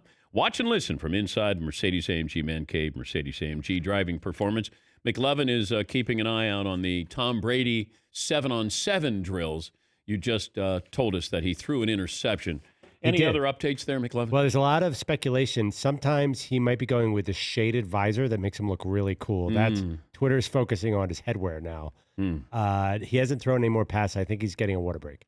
He is the head coach of my West Point Cadets. He is Jeff Monken, who joins us on the program. Coach, good morning. Thanks for joining us. I'm looking at the schedule. You guys are playing TBD a couple of times. You're favored against TBD a few games here. What is the update on your schedule? We're going to open against Middle Tennessee State here the first weekend in September. And we've kind of got a schedule planned out from there. I don't know that I'm at liberty to say all the games that we've kind of scheduled and got agreements with, but we've got a full schedule. And we're excited about that and anxious to get to that first one so that we can continue on through. Would it be fair to say that you're speaking to Power 5 conference teams about maybe getting a game or two? We have spoken to Power 5 teams. I will say that's a bit of a challenge just fitting into the conference schedules with them. We had some agreements with some teams that from conferences that are still playing. So we've been able to maintain those. But it's been a challenge. We've got a great staff here that's worked really hard to put a schedule together. The most important thing was for us was to get games, to be able to play a schedule and give that opportunity to our student athletes. Why are you able to play football and the Big Ten and Pac-12 can't? I can only speak for our team and our school. Our institution has done an unbelievable job of testing and treating and protecting all the folks that live here and work here and go to school here. We've got all of our cadets back. As for our football team, we came back June 1st, which was the first opportunity to return. The NCAA allowed us to start voluntary workouts then, and we had some positives on the way in. Guys coming from all over the country. We haven't had a single positive test since then. So maintaining, I guess, the bubble that they talk about, we've been able to do that here and do it very effectively. So proud of our guys and just very, very thankful to our administration for giving us the support that we need. Is your cousin still the offensive coordinator at Georgia? He is. As far as I know, I don't think Kirby's gotten rid of him yet. But have you talked to him? Because the SEC feels like they're the NFL. It's full speed ahead, and they're planning on playing football. What's your brother said about that? Oh, he's working like I am at getting that team prepared, and we don't talk every day, but we did talk earlier in the summer, and I think their attitude is the same as ours. If we can do it safely and maintain the health of our team, that we want to play. And I don't think there's a lack of desire for the teams in the Big Ten or the Pac-12 or even the commissioners and the presidents. Everybody wants to play. It's just finding a way to do that safely. Will there be fans at West Point? I'm not certain exactly what that's going to look like. We're hopeful that we can have at least our cadets that come to every game, and then hopefully some fans as well. But that's to be seen. That would give you a little bit of a home field advantage if you had the cadets there. I mean, maybe not a lot, but that'd be a lot more than most of the schools you're going to be facing. It'd be more than none, that's for sure. So they do a good job too. They like to yell and get excited over there. So we enjoy having the core cadets there behind us. Can you sneak me in for one game? I don't have to sit next to anybody, but my wife and I usually go once a year, if not every other year. And you know what I'll do? I'll be the PA announcer. How's that? You're in. We'll put you on full scholarship. Whoa. Yeah, but I don't want to go through the rigors of being a cadet up there, because that. No, you're already qualified. You don't have to qualify. Well, good luck with this. And are you sure you don't want to give me any nuggets here that who you might be playing? Well, we're still intending to play the Academy games, and Tulane was on our schedule originally, and we're going to still play them in November. There was a Georgia Southern. They put out publicly that they had scheduled a game with us in November. That's obviously my former school. I was the coach there before coming here to Army, and so I think some of those are public. I'm very cautious about putting those out there until our administration, our athletic department is willing to kind of say, here's what it looks like. And I understand that. Like, did you talk to your brother about scheduling Georgia? We talked to everybody in the country that would have a conversation with us about a game. We were, when things started to fall apart in terms of the schedule and the conferences, we reached out to everybody. Bob Beretta, who's one of the senior associate athletic directors here, handles scheduling, and I think he talked to all 129 other teams in the FBS and just said, hey, are you interested in doing this? So I'm sure we probably had a conversation with them and everybody else in the league. What's the coolest thing in your office as I look there at the bookshelf? So I've got a lot of game balls and stuff back there. My favorite piece, I got a picture right over my shoulder here. My dad is catching a touchdown pass for Illinois State against Ball State in 1960. And a one-handed catch for a touchdown, which is a treasured memento I've got here. He still comes to all the games and stands on the sideline with us. He was my high school coach, and so that's pretty neat. How about you? You got a lot of stuff in there. What's your favorite? I got so much stuff in here. I have a couple of Army Navy helmets that they send to me every year when you guys play, like a promotional helmet.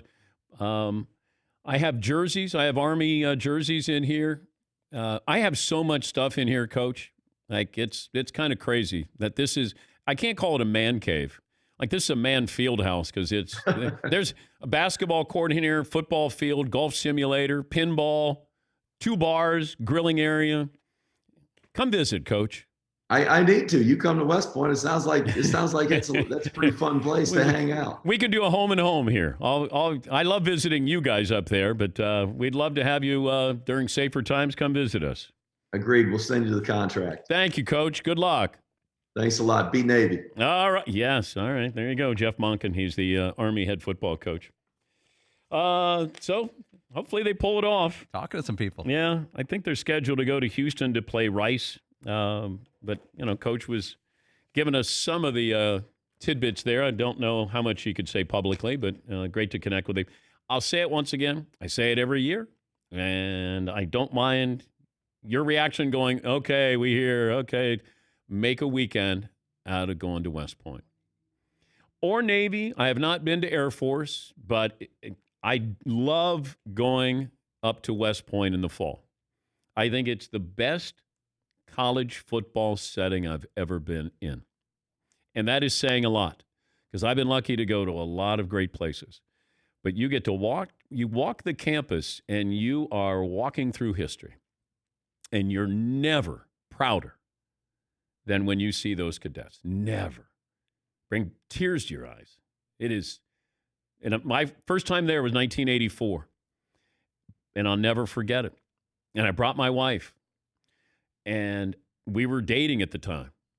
And I figured she wants to go see West Point football. And we went up there and we got a tour. And you just realize all of the generals and all the, political figure, just the people have gone through there. But when you see those cadets, when they start marching, whoosh, that's good stuff. All right, best and worst of the weekend.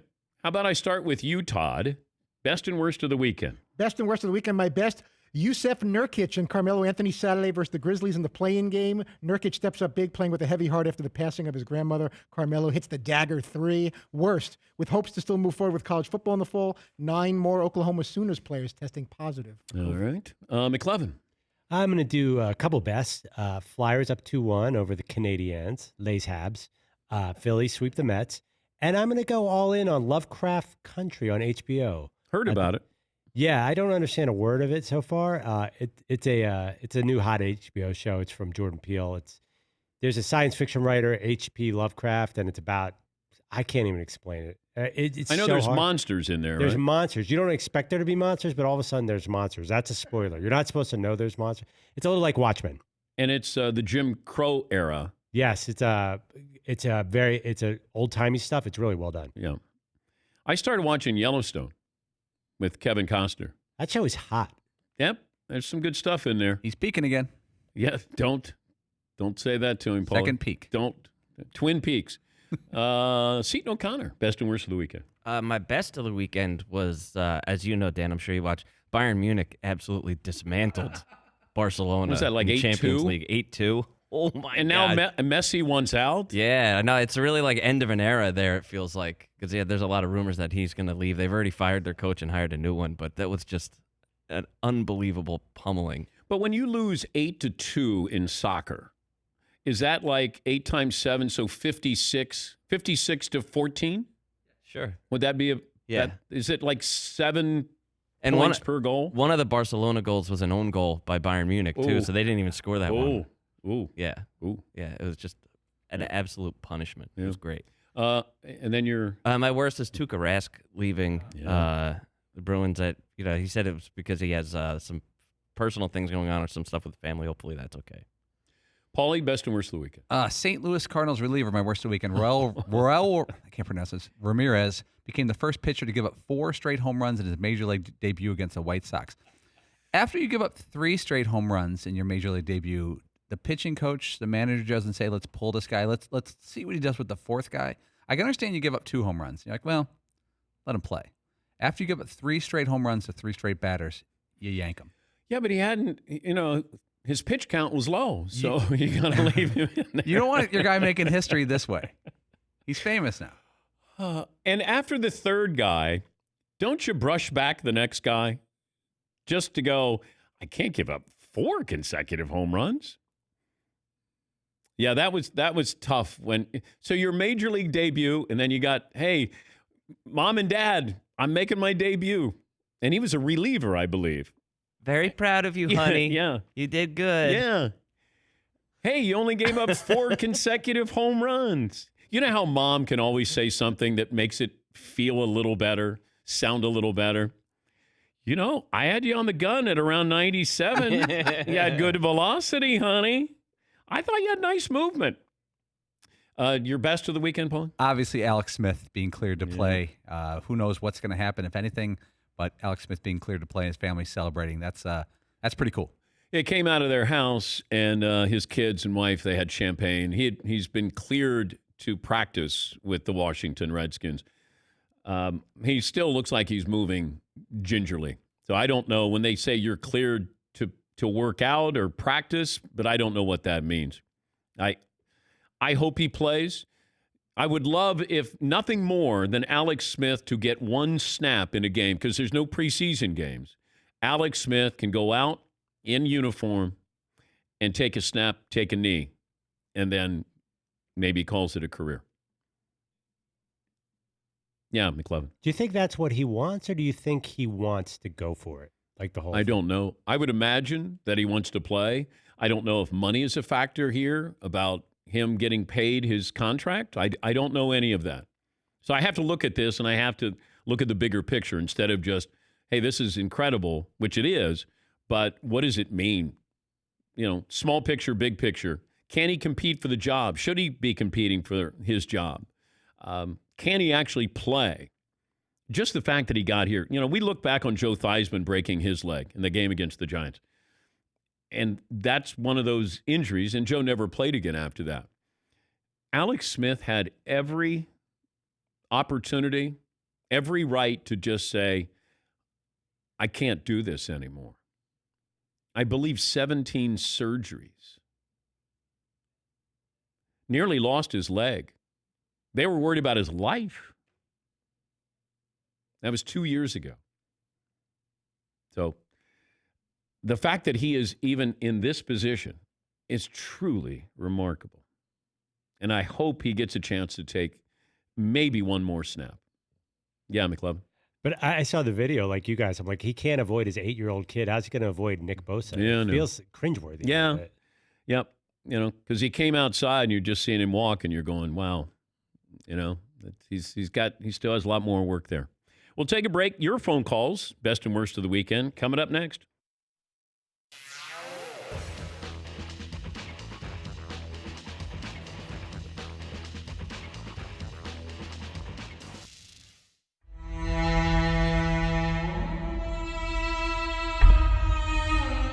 Did you ever go to therapy?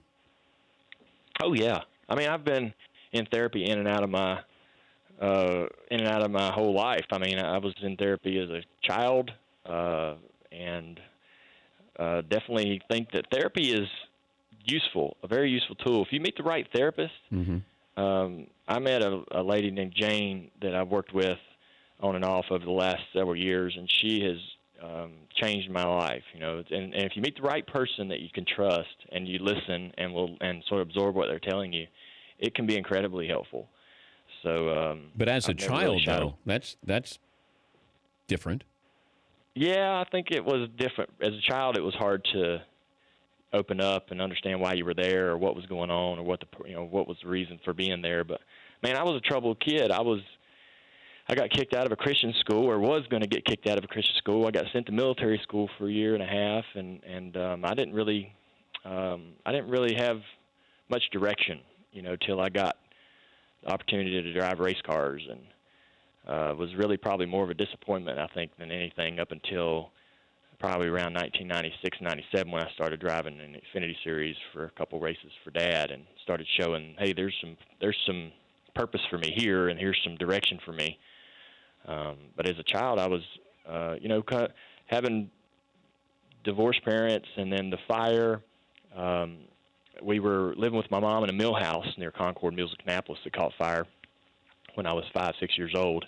So I'm standing outside in the yard in the morning watching our house burn down. My mom is broke and she has nowhere to turn, so she had to move back to Norfolk, Virginia to live with her mother because that's the only place she could go.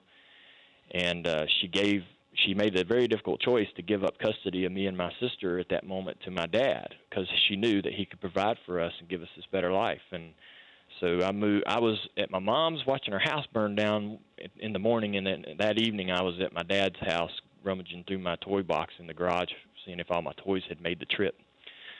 And that's difficult. So yeah, probably needed some therapy through all that. What'd your dad think of all this? Of the like growing up in custody of the kids? No. Being like you were angry or revolting against something. Oh, yeah. I was just wanting his attention. I was just doing anything. I didn't know it because I didn't really want his attention in a negative way. I didn't want whoopings and all that stuff. But I think my sister says that I was always kind of acting out and trying to get his attention. Kelly would do things like get good grades, what you're supposed to do to try to get his attention, and I was doing whatever I could to. I mean, I felt like the only way I could get him to talk to me or notice me was if I did something wrong or rebelled and fought back or whatever, made things difficult. I don't think I did those things on purpose, but my sister swears I did. But he wasn't around. It wasn't like we were, interacting all the time. He would come home he would work in his shop all day long, and then he would drive home and get to the house around 9, 10 o'clock. It's time for us to go to bed, and we're dying for just 5 minutes of his time. We just want just 5 minutes just to see him and say, hey. And he would come in and sit in his lazy boy in the living room, and you would sit on the couch and ask him questions, and he would not even answer your questions. I mean, he was so tired and wore down and so much on his mind about his racing career. This is back in the mid-'80s when he was sort of kind of struggling to find his, right the ship, so to speak. And it was a difficult time. But I think that he was really frustrated, I think, for a long time with me and who I was going to become and what kind of kid or what kind of person I was going to grow up to be. And as soon as, it really clicked when we got in the race car and started, he said, hey, I don't know if he thought I could drive a race car or not, because he never saw me race in the late model series from 92 to 96. He never saw a race. I ran 159 late model races. I don't think he saw one of them. He was just going off of people's opinions that of whether I had any talent or not.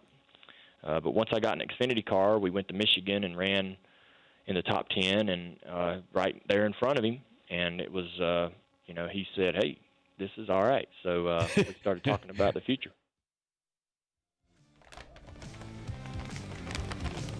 Could it be cookie time? Come here, girl. And here she is, the lovely and talented Penny. Thank you. You don't do any other tricks, do you? Oh, I don't know. Do I want you coming up? No. Good girl. See you tomorrow. Never really stays just to say hello, see how my weekend was.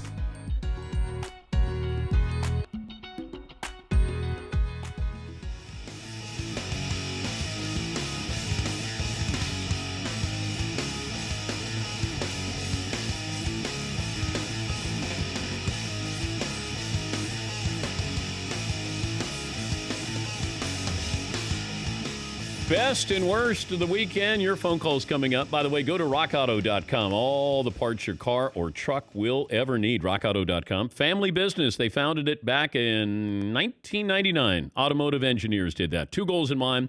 Give you direct access to all the parts information hidden in the computers and catalogs behind the parts store counter. And second, making those parts affordable, offering reliably low prices. At rockauto.com, choose the part brands, prices, features that you want anytime. They're there 24/7. rockauto.com. And a lot of the parts that maybe you're told dealer only are no longer available, they deliver them right to your doorstep, your home or office. You don't waste time and money. That's money. That's hunting and money. And it's munting for parts, phoning, driving, waiting in line. Go to rockauto.com. Make sure you tell them we sent you. All the parts your car or truck will ever need at rockauto.com. All right, let me get some phone calls. You got any more Tom Brady practice updates, McLovin? Yeah, apparently, by the way, for your buddy, Tristan Wirfs is struggling, getting destroyed by Shaq Barrett. No big surprise there. But Brady threw a 90-yard touchdown. Okay, how far in the air? You think they have stats on that? How far there? Tom threw it 90 yards. Scotty Miller? So, Scotzo. Of course. Who the heck is Scotty Miller? Wait, Scotty Miller is not the 4-3-3 guy. Andy Isabella, you mean? I don't know. They have a rookie. They have a running back who's a 4-3-3 guy. Scotty Miller, let me see. He's from Bowling Green. He's a wide receiver. He's kind of an Edelman type, Dan. Oh, of you course. You can fill in the blanks. 5'11", 174 from Bowling Green. And he's a Mac guy. He's total Edelman clone. I think you're right, Dan. What? I think he ran in the 4.3s. Scotty Miller? Yes. I don't know if that's who you meant, but yeah, I think. Yeah, they got a new guy who's a 4.33. Miller guy. clocked what General Manager Jason Light said was a 4.30 40-yard dash at his pro day. Okay. White Lightning. I said Andy Isabella. That was a stereotype. Terrible. This from the Boston Globe. The NFL is approximately 2,600 players, and only 15 are currently on COVID IR. Not a true bubble, but it's working so far. Let me see. Let me get to Gibbs in Virginia. Hey, Gibbs, thanks for holding. What do you have for me today? What's up, DP? It was a little bit of a heavy week last week, so I didn't get a chance to express my condolences in your Emmy snub. But MLB tonight is okay, but as Allen Iverson would say, you the one, dog. Thank you. You were talking about Justin Fields having a lot to lose by not playing. I think Trey Lance might have even more draft stock to lose. They were supposed to open up against Oregon this year, which would have put him against some, top Division I talent and shown some scouts something. But I have a best and worst and a quick question. Okay. Best is Jim Herman winning down in Greensboro at the Wyndham Championship at Sedgefield Country Club, carding a 61-63 to finish out final 36 holes, the lowest final 36 holes to win a PGA Tour event in PGA Tour history. Not a stat of the day, but stat of the day, honorable mention. He rolled in 444 feet of putts over the 4 days. Just crazy. And my question is, you were talking about the Outer Banks last week and your love for the show. Have you and the crew ever been to the Outer Banks? And would you consider actually coming here and visiting and maybe doing a Meet Friday satellite show? If you would, be happy to host you and show you what the Outer Banks are really about, Dale. Well, thank you, Gibbs. But I don't think they shot it at the Outer Banks. I think that was part of, not a controversy, but it was like, wait, it's called Outer Banks, but it wasn't shot at the Outer Banks, I believe. But John B., of course, the star of Outer Banks. Yes, McLovin. I think they shot it on the Inner Banks, actually. I would expect that out of Fritzy, but not you. It was just sitting there. It's a Monday. On a Friday, I would expect that out of Fritzy, but not you. So disappointing. He's rubbing off on me. It's hopefully not literally. Not good. It's not good. Mark in Florida joins us. Mark, best and worst of the weekend. Hey, Dan, 5'10", 150. So my best of the weekend is Alvin Gentry getting fired, and my worst of the weekend is Alvin Gentry getting fired. Well, why? Well, I think it's bad for the young guys. I think they're going to need like a constant, and but I think he's outstayed his welcome to New Orleans. Okay, well, thank you, Mark. Yes, McLovin. Mark loved the Inner Banks joke, by the way. Yeah, he did. Yeah. So as best as they fired him, and worse as they fired him. I'm a little confused with that. Let me see. How about Kyle in California? Hi, Kyle. What do you have for me today? All right, guys. What's going on? Best and worst. Worst, Angels swept by the Dodgers. They stink. That was quick. Yeah. Season's already over. Yeah. Best, watched Airplane for the first time. Holy smokes. How old are you, Kyle? I'm 26. Yeah. My mom was dying for me to watch it. I was shocked. That was hilarious. I was dying at some parts. Some parts I was like, did he just say that? Yeah, I know. I'm glad you got to watch that. Airplane is, there's so many great things about that. And, just these throwaway lines in there. And if you get the chance to watch, is it Police Squad? There were 6 episodes of Police Squad. Leslie Nielsen. And they would always have a star. It'd be tonight's episode. And it would be featuring Angela Lansbury. And then next, she would die right in the opening scene. She'd be like rolling out of a car. And it'd be like the starring tonight's special guest is, and then they would die. Oh, good stuff. Final hour coming up. More of your phone calls right after this.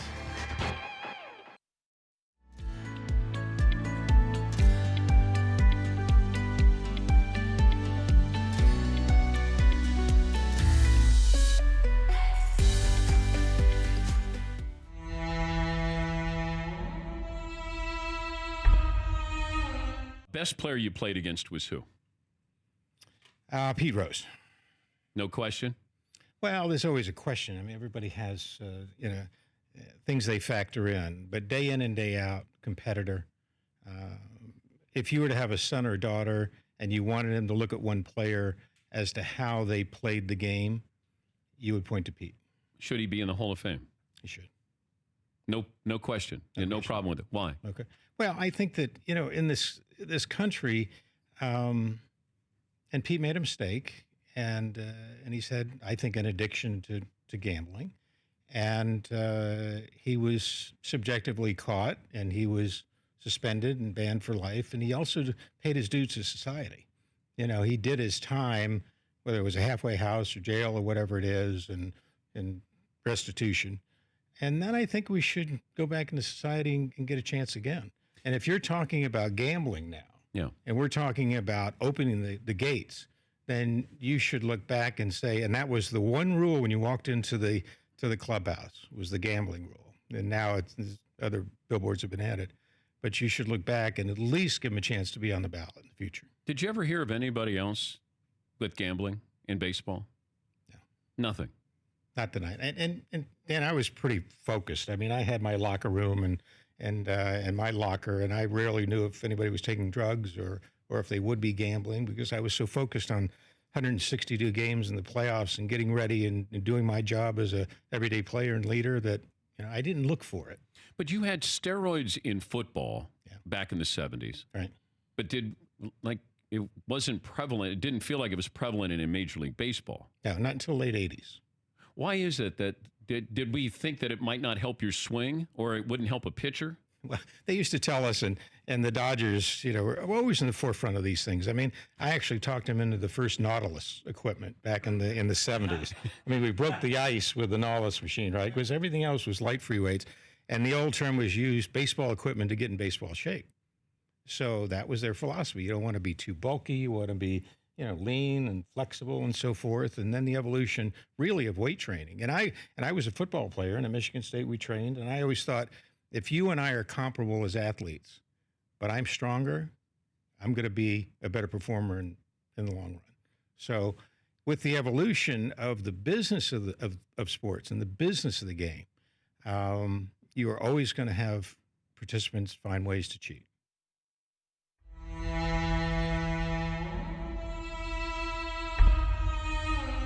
And I didn't know any better. It was my first Super Bowl. So most guys, they take the cab or they jump on a bus. I took my rent-a-car. We had rent-a-cars, right? And so I pulled up to the stadium and I said, excuse me, where do the players park? And the attendant said, well, do you have a parking pass? And I said, no. He said, well, you can't get in. I said, miss, seriously, I'm playing with the Raiders. I'm playing in today's game. You didn't have your uniform on, did you? No. And she says, I said, I don't care. If you don't have a parking pass, you can't get in. And I was with my teammate, Otis McKinney. I backed the car up, pulled it against the curb. This is a true story. And I looked at him. He looked at me. He grabbed his bag. I grabbed mine. We took off running to the locker room. And to this day, I don't know what happened to that rent-a-car. It is a true story. We have an I-Team report on Marcus's career. Is that right, Paul? Yeah, I just got a call from Budget Rental Car. Marcus Allen owes $96,000 from Super Bowl 18. I love the fact that he parked a rental car there, and you still don't know what happened to that rental car. That's a true story. Yeah, and I thought about that too, but then I figured somebody would just pick it up. But thank God it was pre 9/11, and that's a commercial because they would have shut down the entire game, and they would have cleared out the parking lot and the whole 9 yards.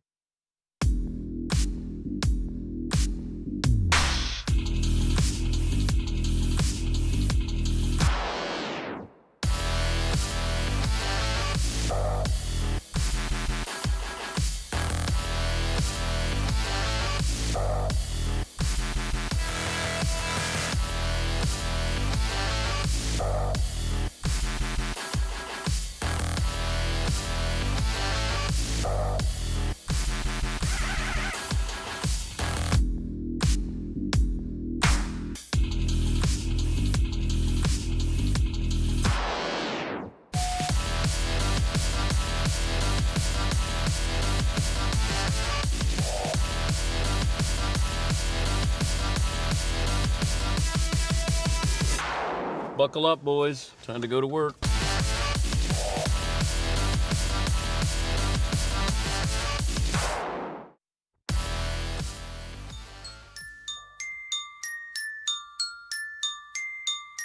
Dan Patrick. Welcome to the Dan Patrick Show. I don't want to be an elitist here.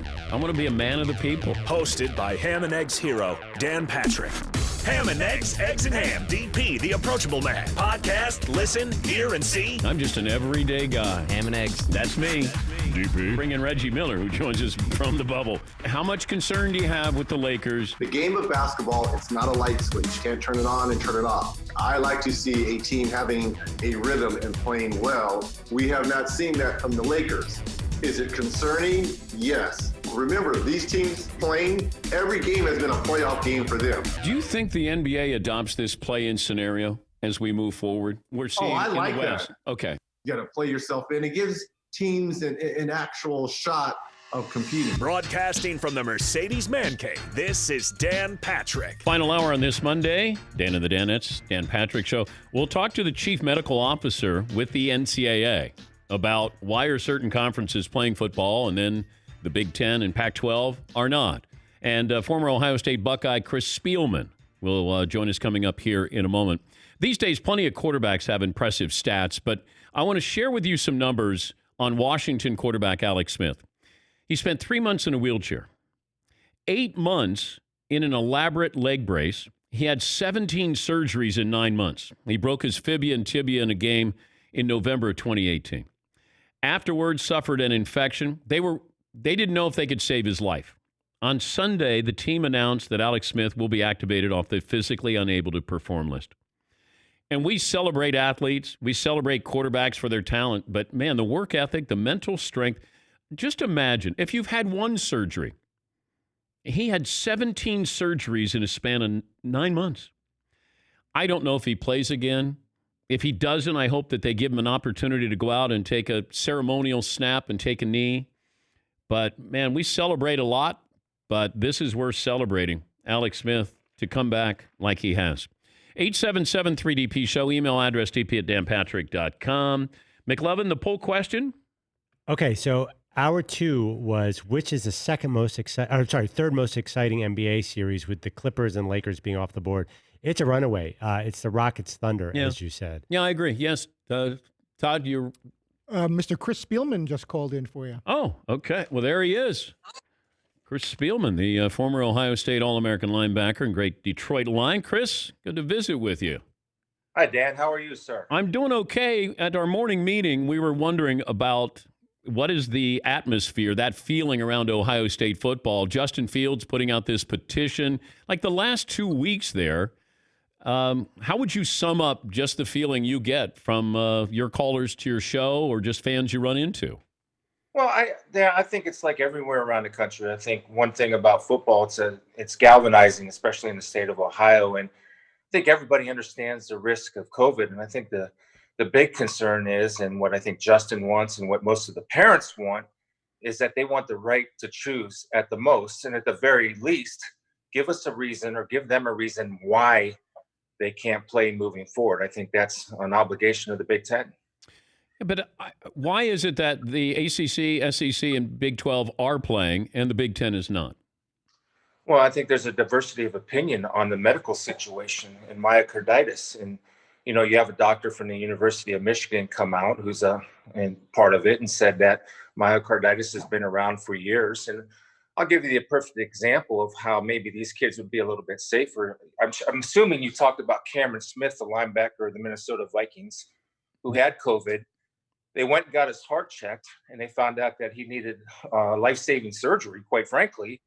And that was all because he got his heart checked, and it had nothing to do with COVID or COVID symptoms. But I think if you go about that protocol, what's going to happen is maybe you'll be able to find some heart issues that some kids may have that otherwise would have went undiagnosed. What would you ask the commissioner of the Big Ten? Why? I mean, I have a daughter, Dan, that's a basketball player at BG at Bowling Green. For those of you not from Ohio that don't know where BG is, and you know, so I understand the players' concerns. So if they would cancel my daughter's season, the one question, okay, give me the reason why? And why did it change over a 5-day period? And we, at the very least, need to know why. And then I also think, from my perspective, coming from a parent's point of view, as a player, it's obvious I'd want to play, but coming from a parent, if you're going to make this decision, then tell me why, because all of a sudden it's going to affect a lot of kids' futures. Because you think about it, players that go into this, that have dreams, and everybody that goes to Ohio State thinks they're an NFL player. I think you'd agree with that. Yeah. So you're eliminating the undraftable kid to becoming draftable. You're eliminating the 7th round kid to become a 3rd round kid, or in Joe Burrow's case, the 5th round kid become a 1st round kid. That's just a small part of it, but that's a part of it. Yeah, I'm trying to figure this out, and that's why we're going to have the NCAA's chief medical officer on, because I don't think he has any jurisdiction over the SEC, ACC, and the Big 12 to play football. And I have said this to a couple of coaches we've had on. Why can't I get the medical people with the SEC, ACC, and Big 12 on with the medical people of the Big 10 and Pac-12? And let's just talk. Do it a Zoom call. Let us, listen in and understand the transparency, if there is transparency with this, so we understand what one conference is doing and what another conference is not doing. So that would require strong leadership, in my opinion. Yeah. No, I'm not trying to be a smart aleck here. I'm just saying somebody has to stand up and take the lead. Can the kids get COVID playing football? Absolutely, 100% yes. Can the kids get COVID not playing football? Absolutely, 100% yes. And so the question I would ask if I were a parent, or again, if I were leading, I would say, we are opening up the schools. Ohio State's going to have 40,000 students check in. Do they have to sign a waiver? I mean, what are we doing here? Somebody's got to get together. They have to assume control and come to a consensus. And until you do that, you're going to have everybody playing by their own separate rules. He's Chris Spielman, the NFL analyst with Fox Sports, former NFL great, and certainly played at Ohio State. What's your favorite NFL memory that you'll tell your grandkids? Well, probably it kind of goes together. The first preseason game I played was in Cleveland, and Darryl Rogers, long forgotten name, but a very good man, was the head coach of the Lions who drafted me, came into the team meeting afterward, and he said to me, "Where's Spielman?" This is how he started the meeting. That was the absolute worst performance I've ever seen out of a linebacker. I can't believe we drafted you in the 2nd round. You look like a blind dog in a butcher shop. You had no idea what you're doing. You're running around crazy. So that whole week, my coach came up to me and said, "We're starting you in the 2nd preseason game." In the 2nd preseason game, before the game, I remember saying to myself, "This is your destiny. It's now or never. Either you're going to be a player or you're not." I went out and played well, and it kind of, the rest is history. So I know that's not a very exciting moment, but for me, it was life-changing, and it set my destiny and my future from then on, moving forward. And you also got to play with Barry Sanders. Right. Yeah, that I'm sure was. You want a story? Can I give you a quick story about Barry? Absolutely. First 3rd day in that Barry reported to camp, he was late. He ran the ball. We had a full pads practice. I went up and hit Barry Sanders. And you remember Wayne Dan used to drive around in that golf cart and smoke a cigar. Well, Wayne's from Canton. I don't know if you knew that or not, but I'm from Canton, Massillon area. And Wayne comes up with a cigar in his golf cart. And he comes up and said, "Chris, I played against your dad. I've known your dad for 30 years. I love you. I love you like a son. But I got to tell you, if you hit Barry again, I'm going to put your ass on the bus back to Canton in no time." Message received, coach. Hands off Barry. I got it. Yeah, normally it's hands off the quarterback. But this was not that you could really put your hands on Barry. Like, I've never seen somebody make so many people miss of all the running back. Maybe you played against somebody who. I did play against him in Buffalo. Yeah. And the only reason I got a good shot on him, but the only reason why was that he never saw me. Now, if he saw you, he had no shot. He had no chance. I'm serious. So it's just amazing what he was able to do. In my mind, of course, I'm biased, but I think in a lot of people's mind, the best ever. I saw, did you put up your Big Ten championship ring for auction? I put 2 of them up for auction for COVID relief. So Bruce Hooley and I do a podcast together. And I thought, God has given me a position to do something. And so my goal was the number 40 is biblical in a way. And so I raised $40,000 to give away $1,000 for 40 weeks, and that will end in January. So we draw 4 names out of a hat every week. We give $250 away to 4 different people who are nominated. And so it's just my way of doing something. I've been given a platform, and whether it's for breast cancer research in honor of my late wife, or COVID relief, or we just had a big fundraiser for ALS where we raised $50,000 for my teammate William White at Ohio State and Detroit. I have an obligation to give back, and it's something that I take seriously. And it's a lesson that I try to teach my families: what you give will grow, and what you keep you lose. So I try to give it away as much as I can. And I know you miss Stephanie, but she was such a strong woman. Yeah. I got remarried to a Youngstown girl, and it's interesting. I mean, if I can say this or not, but it's interesting that I thought I would never get remarried. And it's interesting about the concept of grace, that the only way I could love another woman if it would be that it was totally different. So I married a Youngstown girl. I can't get off the Northeast Ohio chicks. There's something about them to me, but they're just tough as hell, Dan. I mean, but I was able to love again, but it's totally different. I don't know if that makes sense, but widowers in my position who've remarried understand exactly what I'm talking about. It's great to talk to you. How are the buys and tries there? I'm in the weight room now, man. Remember, I got my jersey of Eric Andelsack. Remember him? He's my teammate that was killed tragically by a drunk driver. So that's about one of the 2 jerseys I have hanging up in this weight room, and it's just to honor him. So it's going great, man. I can't complain. I try to work out and exercise and eat healthy and control as much of my destiny as I can. Tell Bruce we said hello. Great to talk to you again, Chris. Thank you. Got it, brother. All right. God bless you. Thank you. That's Chris Spielman. Chris was on the cover of Wheaties Box when he was in high school. Once again, he was a high school linebacker out of Massillon, Ohio, which at the time was maybe the number 1, number 2 team in the country. Moeller out of Cincinnati was also one of those teams. But he played for Massillon, and he was on a Wheaties Box as a high school senior. And then went to Ohio State. He played with the Lions, Buffalo, and I believe the Cleveland Browns. Played 11 seasons there. And I really enjoyed his wife. She was his first wife. She was a pretty remarkable woman. So Chris, an analyst there for Fox Sports. We'll get some phone calls here. ESPN made the news official today. The Monday Night Football team is Steve Levy, Brian Griese, and Louis Riddick. Lisa Salters, the reporter. John Perry is the officiating analyst. They begin with Titans-Broncos, second game of a Monday Night Football doubleheader.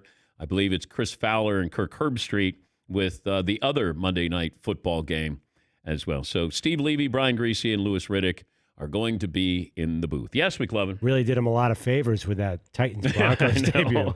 Well, wait, That's the not Jags necessary. unavailable? Does Yahoo have the Jags in the morning game? Is that the... Not necessary. I know. That's why when somebody says, how do we improve Monday Night Football? I said, well, start with the schedule.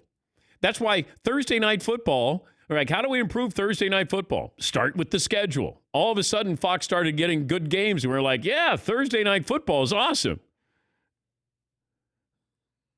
Paulie, you lost your title as meanest Danette this morning. I think it happened. McLovin has taken the title of meanest Danette. We've crossed paths. He'll take down anybody. Man, I don't know where this has come from. I like it. I like when you're getting the heat, not me.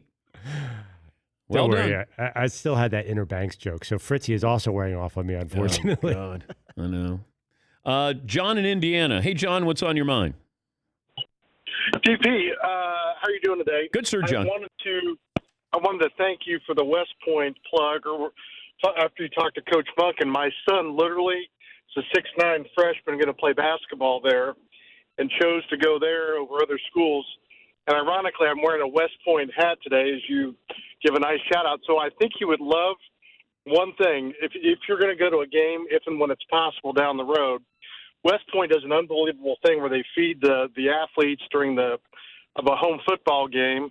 Would love to invite you, and I know that they would love to do a shoot-off with you to see if they can take you down. But I can arrange that with Coach Allen, if that would be sometime down the road when we can get get to that point. But wanted to thank you for your comments about West Point. And Seton, I have to tell you, you're his guy, and he does love the Danettes. And he just finished this weekend was acceptance day, so he's officially a plebe, and they start class today. So Awesome. Thank you so much for the plug. Thank you, John. Yes, and good luck. Yeah, I don't want to go up and put my shooting ability on display because then I might embarrass some of the cadets, and then all of a sudden it'll be bad for morale if, hey, look whose grandfather just came in and he's lighting it up here. I don't want to be the best shooter on the floor. Let me put it that way. But they will call me General Patrick when I leave. And I will make them drop and give me 20. I will. Maniac. Yeah. Out of your mind. I will. I want you to salute me. All right? Yes, McLovin. You're the great Santini to all of them. Yeah. If people understand that reference, Robert Duvall is the great Santini. He bounces the basketball off his son's head because yes, McLeod. But I love what you used to talk about, how your kids just weren't even close athletically, so you didn't even bother to go there. Well, I would go to their sporting events, but I eventually realized that it skips a generation. Athleticism can skip a generation. My grandkids are going to be awesome, but my kids, no, not so much. As athletes. James in Virginia joins us. Hi, James. What do you have for me today? Good morning, brother. Thank you for taking my call. Happy Monday. We are Washington. Trying to get used to that, but we are Washington, my friend. Yep. Quite a few things to touch on real quick, and I'll finish with my best and worst. Man, first with the NBA going on about the kickoff, I got the Lakers and the Raptors. With the Lakers, man, actually, I got LeBron against the Raptors with LeBron winning the title.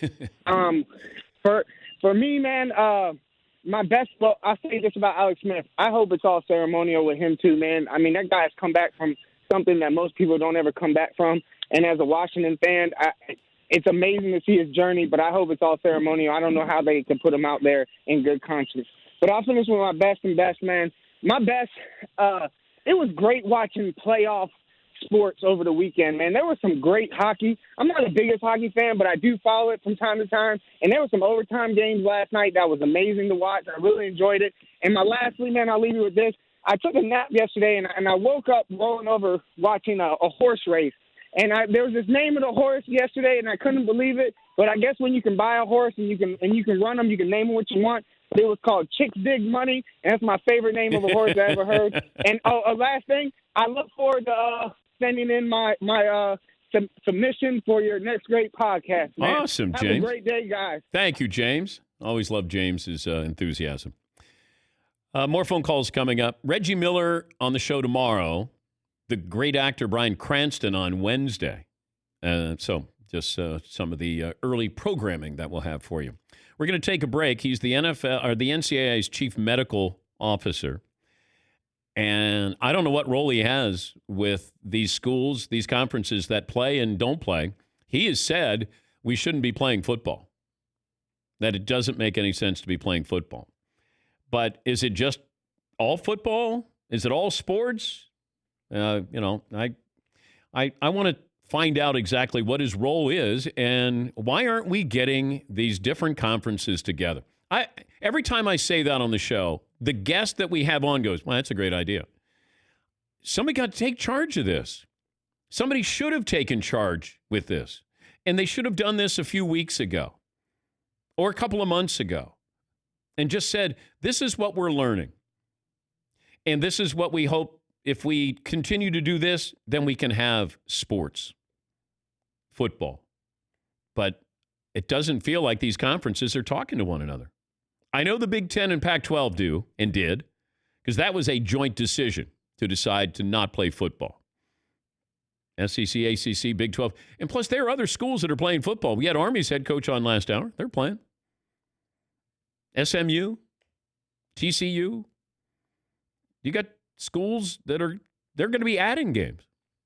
I don't know how they pull it off. They're going to start first week in September. So we got a couple of weeks before we're going to have college football. We'll come back with the NCAA chief medical doctor. He'll join us coming up next, 20 after the hour. This is the Dan Patrick Show. Buy Raycon, buyraycon.com. Ask for the Everyday E25 earbuds. When you go to the website, just look for the Everyday E25 earbuds. These earbuds start at about half the price of other premium wireless earbuds on the market, and they sound just as amazing as other top audio brands that you know. These are the best ones. 6 hours of playtime. They have seamless Bluetooth pairing, more bass. You'll love the compact design, nice noise isolating fit. I sound like Baba Booey. Noise. 9. Raycon's wireless earbuds, so comfortable, perfect for conference calls, video chats, and binging podcast. And you're going to love them because they're stylish, discreet, no dangling wires or stems. And you've heard me talk about them.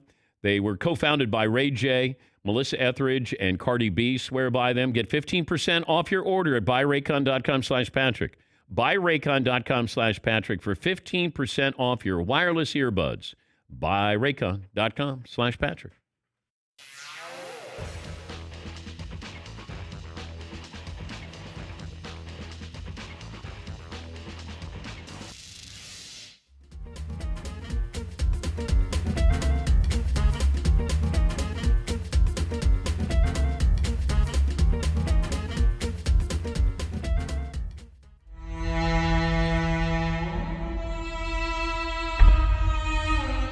When you were with Nicholson in A Few Good Men, like, is there a moment where you have that sort of I'm there with Nicholson? Sure, yeah. I've had the opportunity to work with so many incredible actors, and actors that, in the case of someone like Nicholson, that when you're actually deciding to be an actor, Meryl Streep would be another example of that. I did a movie with Meryl. You're kind of deciding to be an actor, and you're watching an actor, and you say, oh, God, if I could ever have any kind of a career that even comes close to this, or you're like hanging on their every word or every performance, and then all of a sudden you're sitting, opposite them and playing a scene. It is one of those like crazy kind of pinch me moments. But the thing that you find about most of those kinds of people that have gotten so far, they've gotten there because they roll up their sleeves and get to work, and they don't want to put themselves in a working situation on some kind of a pedestal. They don't need to prop themselves up or make themselves seem more important, and they understand, certainly in the case of both of those people, that you have to play the scene and you have to play the play, and part of that is to make sure that you're interacting with the actors who are around you. Hey, Paul, thanks for joining me over Glad here. to. This look in. As you well know, you've dispatched some of our I-Team correspondents to check in at colleges and kids returning to school. We got our guy Casey Watson here checking in from my alma mater, West Virginia University. We got Morgantown. Oh, yeah. Oh, they're back. The kids are back. Yeah. Look at the garbage. That's from one night. Oh. I'd like to know exactly the placement here, though, of the flipped over car and then the match. Was one supposed to be put on the other? Right. Or is that just happy coincidence? Like he parked it upside down and said, I'm good. Yeah. That's unfortunate. You're not going to pass the road test like that. Yeah. Now they do bulk pickup. Right. Yeah. I would think there's some bulk there. Yeah. There's a lot of things that are put on the curb sometimes with bulk pickup, and you go, wow, they're throwing that away. Yeah. It always bothered me. I've been to West Virginia. It's a great place, good school. Sure is. When they would burn couches, I have such a respect for couches. Yeah. Well, a good couch. I gotta say that was a lot of fun. Would they burn? But I don't think they had good couches that they would burn. You think so? Yeah, I know so. First available. I think. Oh yeah. It's whatever's within arm's reach. It was always dangerous when somebody would walk in and the first thing they would look at is your couch. Yeah. They'd be like, the problem, that looks flammable.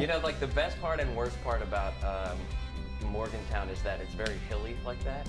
So you could really, if you were to set something that, it could really get a full head of steam by the time it got to the bottom of that. If you threw away a bowling ball. Oh, perhaps there might have been a thing called keg bowling. Oh my God. That was probably not advised. I'm gonna guess empty kegs, right? Not advisable, accurate. Yeah. Yeah, not advisable. That looks like a good time. Anyway, welcome back to school, kids. Yeah. Mountaineers. Is there anything grosser than a college couch, though? I mean, honestly, they should all be burned when you think about it. Right. Really. Yeah. Good point. Yeah. Very good. And they go along with the house that you get off campus. It's like, hey, we're just gonna leave the furniture. Right. Yeah.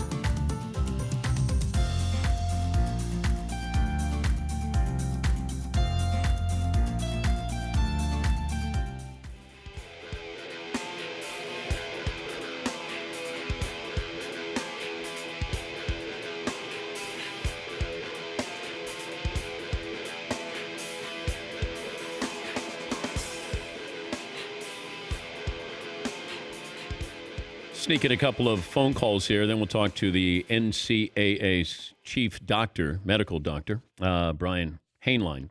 He had some comments yesterday, saw those on CNN, where he talked about we're not in a place today where we can safely play sports. Return of students could be, quote, the downfall. In fact, let's go to the doc who joins us now. The NCAA's chief medical officer, clinical professor of neurology at Indiana University School of Medicine. Doc, good morning. Thanks for joining us. Help me understand those quotes when you came up with that bottom line. Is this all sports, that we can't safely play sports and the students come back would be the downfall?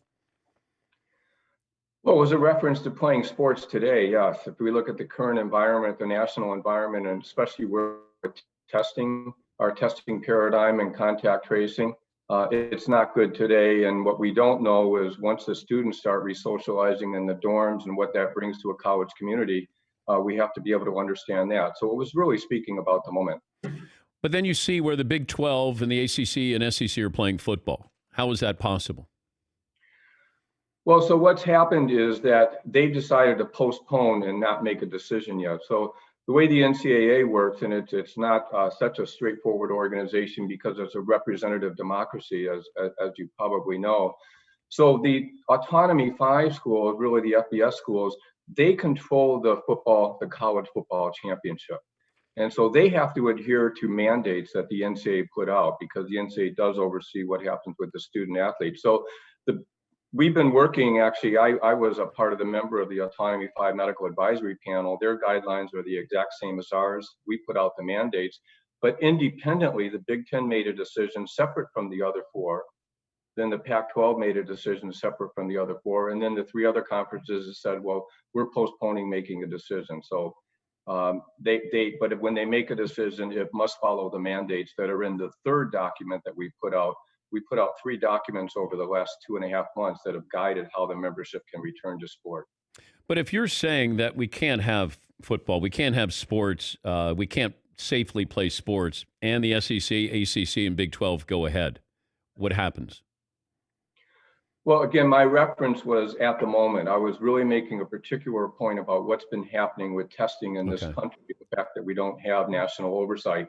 A month from now, when they're contemplating possibly beginning their schedule, we'll see where we are, but they have to follow the mandates in place. And so that would set up a confrontation if the mandates aren't being followed. What do you mean confrontation?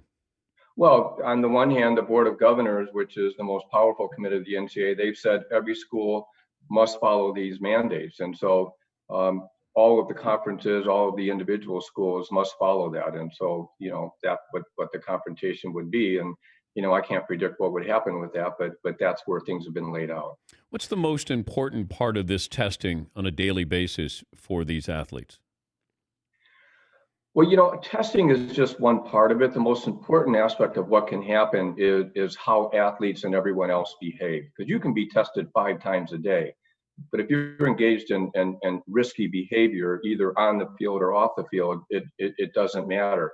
But the one thing that testing allows, and especially if you have rapid turnaround, is you can immediately isolate those who have tested positive. You can immediately quarantine those who are in a very high risk contact. And so that's a paradigm that really could make sense for this country. It actually would be as effective as a vaccine if we did it right. But right now, where we are in this country, we still have a national shortage of the reagent for the standard test PCR. And in many parts of the country, it's taking 7 to 10 days. That's essentially a worthless test. Where are we on the vaccine? Feels like there's at least a window of opportunity here. Well, there may be. It's interesting. I was on a conference call the other day with Dr. Carlos Del Rio from Emory, who's pretty world-renowned in understanding these issues. And for the first time, he expressed some cautious optimism that we may have a vaccine rollout sometime in March or April. And again, the rollout it takes time because it means that you first work with those that are really essential workers. We have to decide who that is, define that. It's really, our medical workers, the police, but also those who are working in supermarkets and doing essential jobs. But it would be a rollout over many months if we reach that time. And Doc, I was wondering about this, and I know you mentioned this with students coming back on campus. It feels like the athlete is safer on campus, given all the testing, than if they they were back home or, in the general population there on campus. But now you bring that general population in, and just the exposure and the nature of being a college student, I just don't know how this happens. I don't know how we pull this off. I really don't. Well, you're not alone in that thought. So, but you look at some schools, for example, University of Kentucky, they just have a marvelous plan, which they essentially created a semi-permeable, almost a real bubble effect with how they're working with their entire population of students, student athletes, all of the other stakeholders, the teachers, the maintenance staff, and so that's one model. But the other model is, okay, what happens to the athletes? I think for the 4 hours a day that the schools are with them, yeah, they can control their behavior, but the other 20 hours, it's an unknown. And so, what does it mean to be a college kid and being in a dormitory? And that could be a higher risk behavior than actually being in athletics. So that's the dilemma right now. And that's really the dilemma of being a student athlete compared to being a professional athlete. I keep hearing the word liability. And I feel like if I'm a president at the Big Ten or Pac-12, liability played a large role in our decision to shut things down. Would you say that is the biggest concern here with presidents as far as the NCAA goes? Well, look, I've spoken to hundreds of presidents, and they don't use the word liability so much as they use the uncertainty and what's feasible and how do we really do the best thing for everyone in this situation. Liability has been thrown around a lot, and so I'm sure there are plaintiffs' lawyers who are circling, as they always are for any opportunity. But we're in the middle of a pandemic, and the entire country needs to awaken and say, what can each one of us do individually to do the right thing? And so, yeah, liability is one part of it, but I think it goes way, way beyond that. What do you think of the NFL's plan? Well, we'll see. So I'm in very regular contact with all of the chief medical officers of professional sports. So the NFL plan is very different, for example, than the NHL and the NBA, which have created a bubble. And we'll see. They moved from 3 times a week testing to essentially daily testing. But again, what are the NFL players going to be doing off the field? And so, the NFL plan in some ways is not too different than Major League Baseball. And so again, you're interacting with society. Is everyone really taking that honor pledge and doing the right thing? That remains to be seen. And I wonder if the NCAA, can you bubbleize college basketball? Is that possible? Well, so there are talks about that, and it depends what you mean. And so as we move into, say, March Madness, the Final Four, I think there have already been conversations about creating a bubble for that, but there's the entire season as well, and there are several games per week. So really for college basketball, that's where testing is going to be, I think, even more critical in terms of having daily tests or results that you can get right away, so that you know who's on and who's off. That's going to be, we have to have the point of care testing if we're going to pull out college basketball. Doc, thank you for your time, and continued good luck with trying to, lasso this. But I still would love to have the medical community with the ACC, SEC, Big 12, Pac-12, and Big 10 and do a town hall where we should be able to hear the information that's being exchanged here. I feel like as parents, as members of the media, I appreciate you coming on. Why can't we pull that off? Well, I think it's a great question. So what we did on Friday is we actually had 2 members of the NCAA COVID Medical Advisory Panel speaking live to the entire nation with me, and they went through the deliberative process of how we came to our decision making. The Autonomy 5, or the Power 5, we've been meeting every single week. So every conference has their medical advisory panel, but then they came as one. And yeah, I think it's fair game to share the deliberative process on that. But what's been amazing is that the scientists really have agreed. But when you have a new situation, you can have scientific data and you have one people that are interpreting it this way and others that are interpreting it that way. And, if we assume good intent, can you still interpret things differently? Well, actually, history tells us that that's the case. Thank you, Doc. Good luck. All right. Thank you. Thanks for the opportunity to be with you. It's Dr. Brian Hainline. He's the NCAA Chief Medical Officer. Yeah, everybody says it's a great idea. I just want everybody to get together so we can understand this. And I think that we're owed that. I think parents are owed that. I think the student athlete is owed that.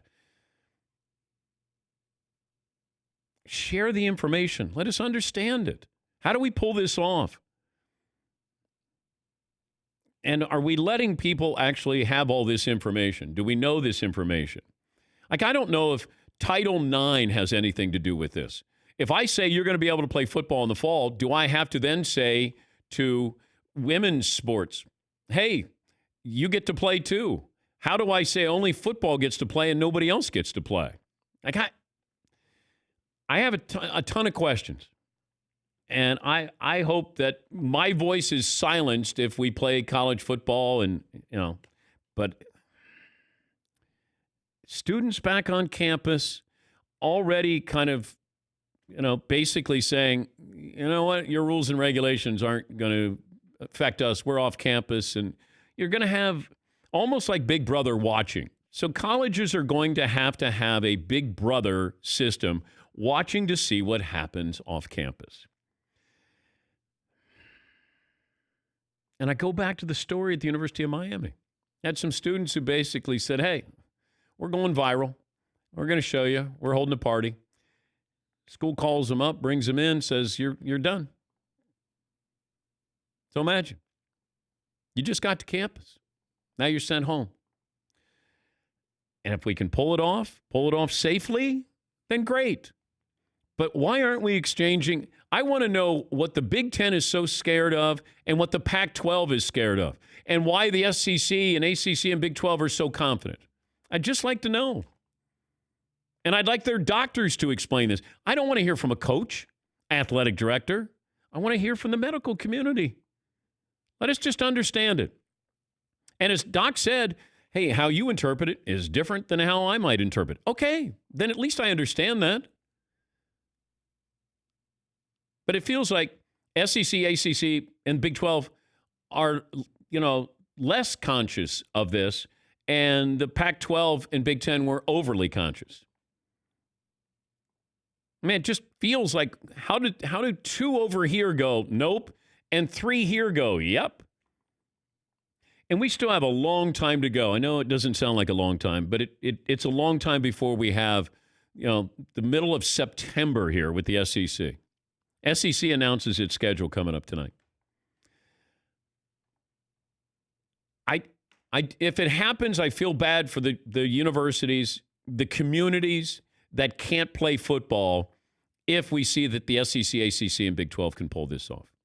And that's where I just wonder how much conversation, communication was done between the Pac-12, Big 10, with the presidents, chancellors, athletic directors, coaches, players getting a role in this.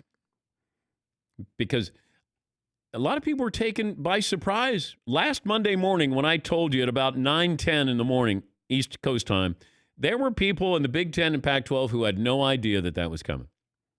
And they're involved in it. It was a light rumor by Pat Forty from Sports Illustrated when he said, I'm hearing the Big 10, their season's in jeopardy. And that got me calling and finding if I could find somebody who who'd have information. And that Monday morning when I came in at 8 a.m., there it was, a text that says, Pac-12, Big 10, they're going to announce Tuesday they're shutting things down. Imagine you're a coach or a player in those conferences. And these schools had practices scheduled that day. That's not right. It's not fair. Because if I knew, there are a lot of people in the process who knew. Take a break. Last call for phone calls. Back after this.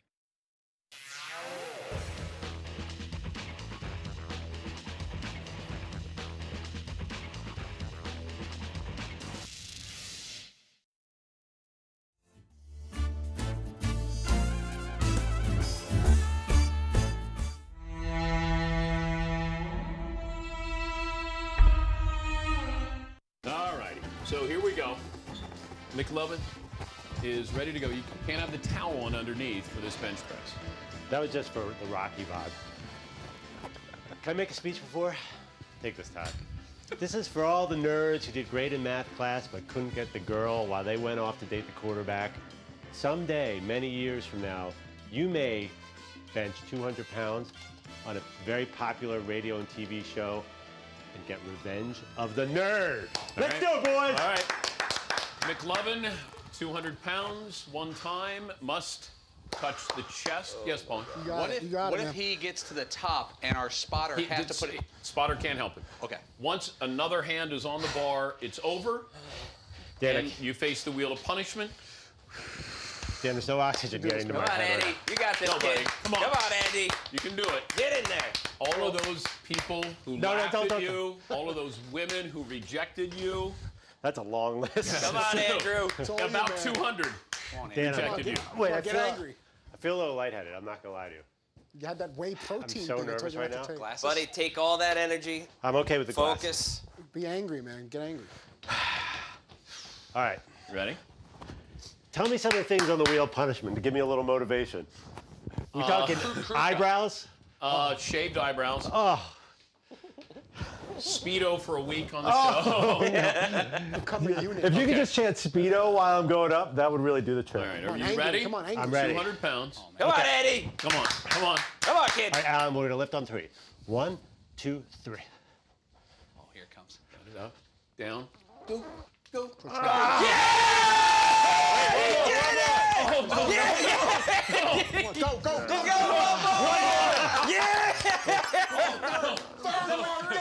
One more. One more. 3. He's 4. He's going for 4. Angry. Get it, Andrew. Yeah. Wow. That's awesome. 4 reps at 200 pounds. Wow. Andrew, that was so awesome. You look a little lightheaded, by the way. What just happened? Wow.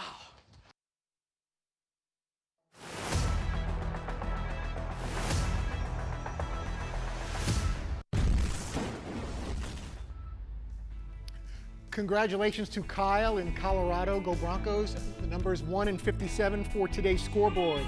The clue for 1, spectator burned twice. Spectator burns twice, number 1. On this date in 1957, Hall of Famer Phillies outfielder Richie Ashburn, jersey number 1. He hit a spectator with a foul ball, the same spectator, back-to-back. Twice in the same at bat. You are correct. First one broke her nose. Second one got her as she was being carried off on a stretcher. That's pretty bad luck. Is that insane? Yeah. That's pretty bad. And number I shouldn't 50, be laughing. number 57, you should get this one. Number 57. I got one. You're gonna get this one. Okay. This one's easier. I want a little tricky. 57 is Candles for Chucky. Candles for Chucky. So John Gruden turns 57 There you go. Today is today. John Gruden's 57th birthday. Happy birthday, Chucky. Richie Ashburn, who wore number 1 for the Phillies, hitting a woman twice in the same at bat. As she got a stretcher. With a broken nose, she gets hit twice. And 57, happy birthday, John Gruden.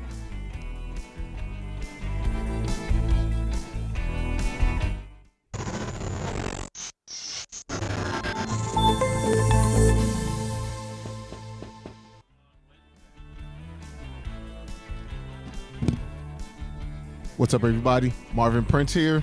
Sorry about that, guys. Hey, got one from Sean. He said, good morning. I gave him 3 homers in a row in the Pacific Coast League, AAA. My catcher comes out and talks to me and says, wow, I've never seen that before. Were you playing the Astros? Horrendous. NBA draft bust, we talked about that earlier. Michael Olowokandi, number 1 pick in 98, picked over Paul Pierce, Dirk Nowitzki, Hasheem Thabeet from UConn, sorry. Picked over James Harden, Steph Curry, and DeMar DeRozan. Anthony Bennett picked over 14 spots over Giannis Antetokounmpo and Darko Milicic. Number 2 overall, picked over Carmelo Anthony, Dwayne Wade, and Chris Bosh. Mario. Speaking of draft bust, clean that up.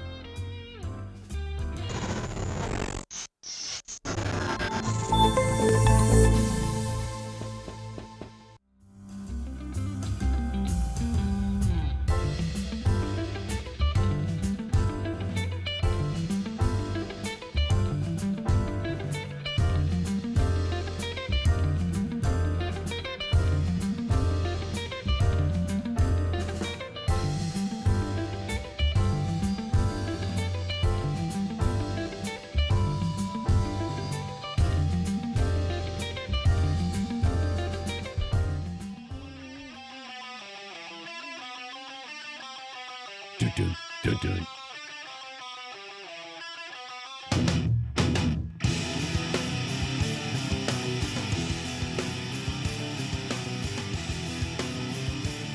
The Big German does a great job. He's the director of the show, and he has these archival moments that if you're watching on youtube.com/The Dan Patrick Show, and it takes, it's a trip down memory lane for us. There are so many times that we'll look up and go, do you remember doing that?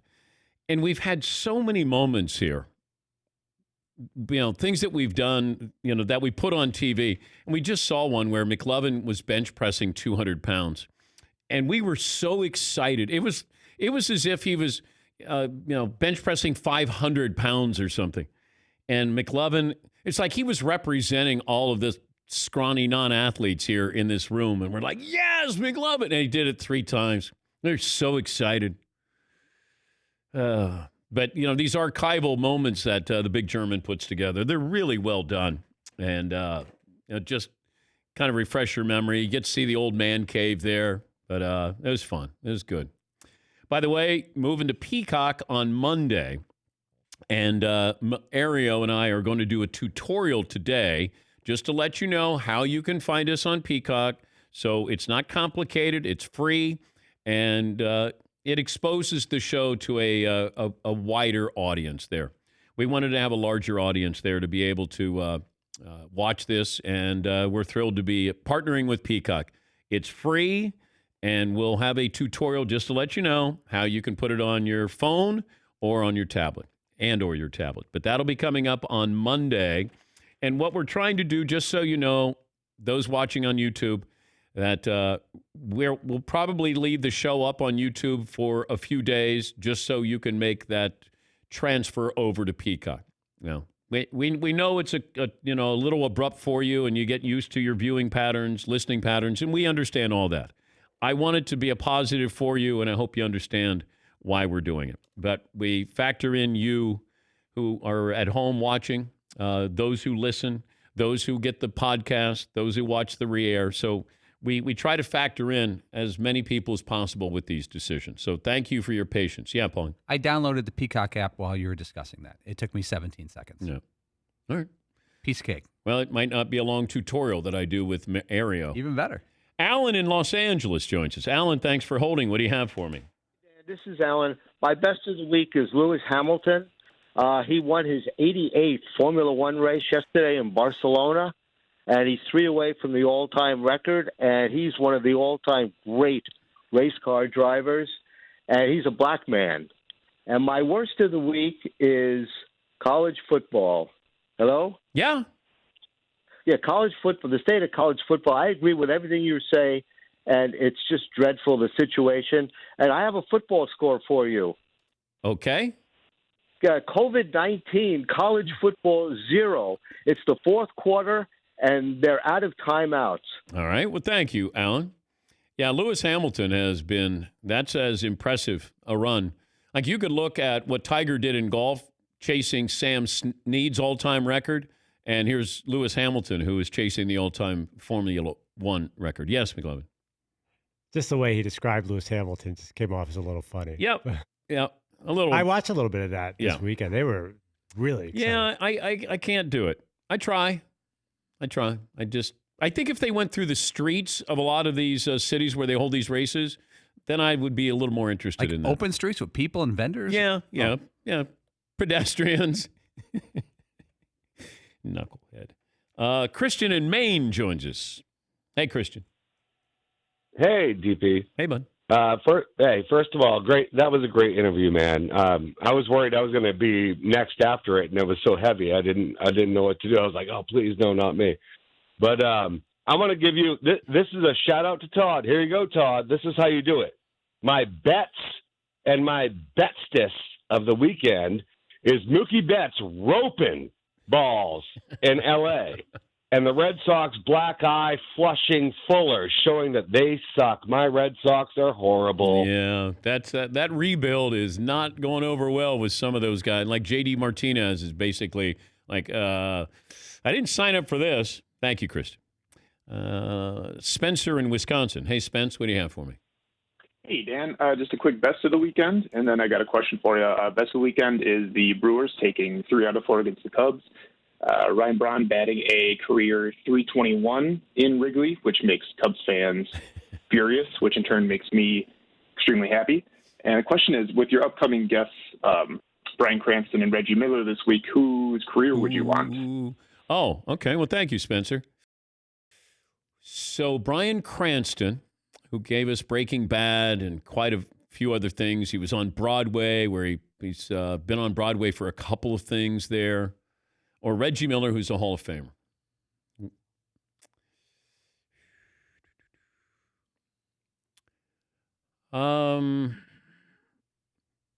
I don't know if Reggie didn't have a championship. Bryan hasn't won an Academy Award, I don't think. He's never played in the NBA Finals either. He has not. Well, Reggie did. Reggie played against the Lakers. They played once in the finals. I might go Bryan Cranston. Really? I thought you identify yourself as more of an athlete than an actor. Wait. I just invited myself Yeah, I into know. that. You did. Your microphone's on, Todd. Oh, Yeah. it's off now. Yeah. It's off? In the next 20 years, are we talking about Reggie Miller or Bryan Cranston for anything? Does that matter? I would go Bryan Cranston because he's still doing. I mean, Reggie's broadcasting, but Bryan gave us Breaking Bad. See, I'm an actor and a shooter, so I can relate to both of these men. I can. Like shooting, yeah, all right. Yeah, see. There doesn't seem to be, the one thing that's different about, well, not one thing, but there's not probably a lot of disappointment in Bryan Cranston's career. Maybe when he's young. Because didn't he have like a Seinfeld episode? And Yeah, he's the dentist. Yeah, Tim Watley. But I don't know. It took him about 25 years to become an overnight success. It took a little while. I'd take Bryan Cranston. It's not a bad career. Still going on. Yeah. Yes, McLovin. Is the Reggie thing we'll be talking about in 25 years, the Spike Lee, that is going to be around. That is one of the big sports moments. In New York, it will. Okay. But Bryan Cranston did Breaking Bad. That's pretty big. That's pretty big. All right, Todd, what'd you learn today, if anything? After Lakers, Blazers, and Clippers, Mavs, you've most interested in Rockets, Thunder for the first round matchup. McLovin. Inner Banks. Outer Banks. Seton. Army's playing football this year. Yes, they are. Paulie? Army may play some big guys this year. What we learned brought to you by LegalZoom. You can start online. Network of independent attorneys provide advice when you need it the most. Since LegalZoom isn't a law firm, you don't have to leave your home. Visit LegalZoom.com today for more information. Thanks for the phone calls, emails, tweets, all around support. We'll talk to you tomorrow here on The Dan Patrick Show.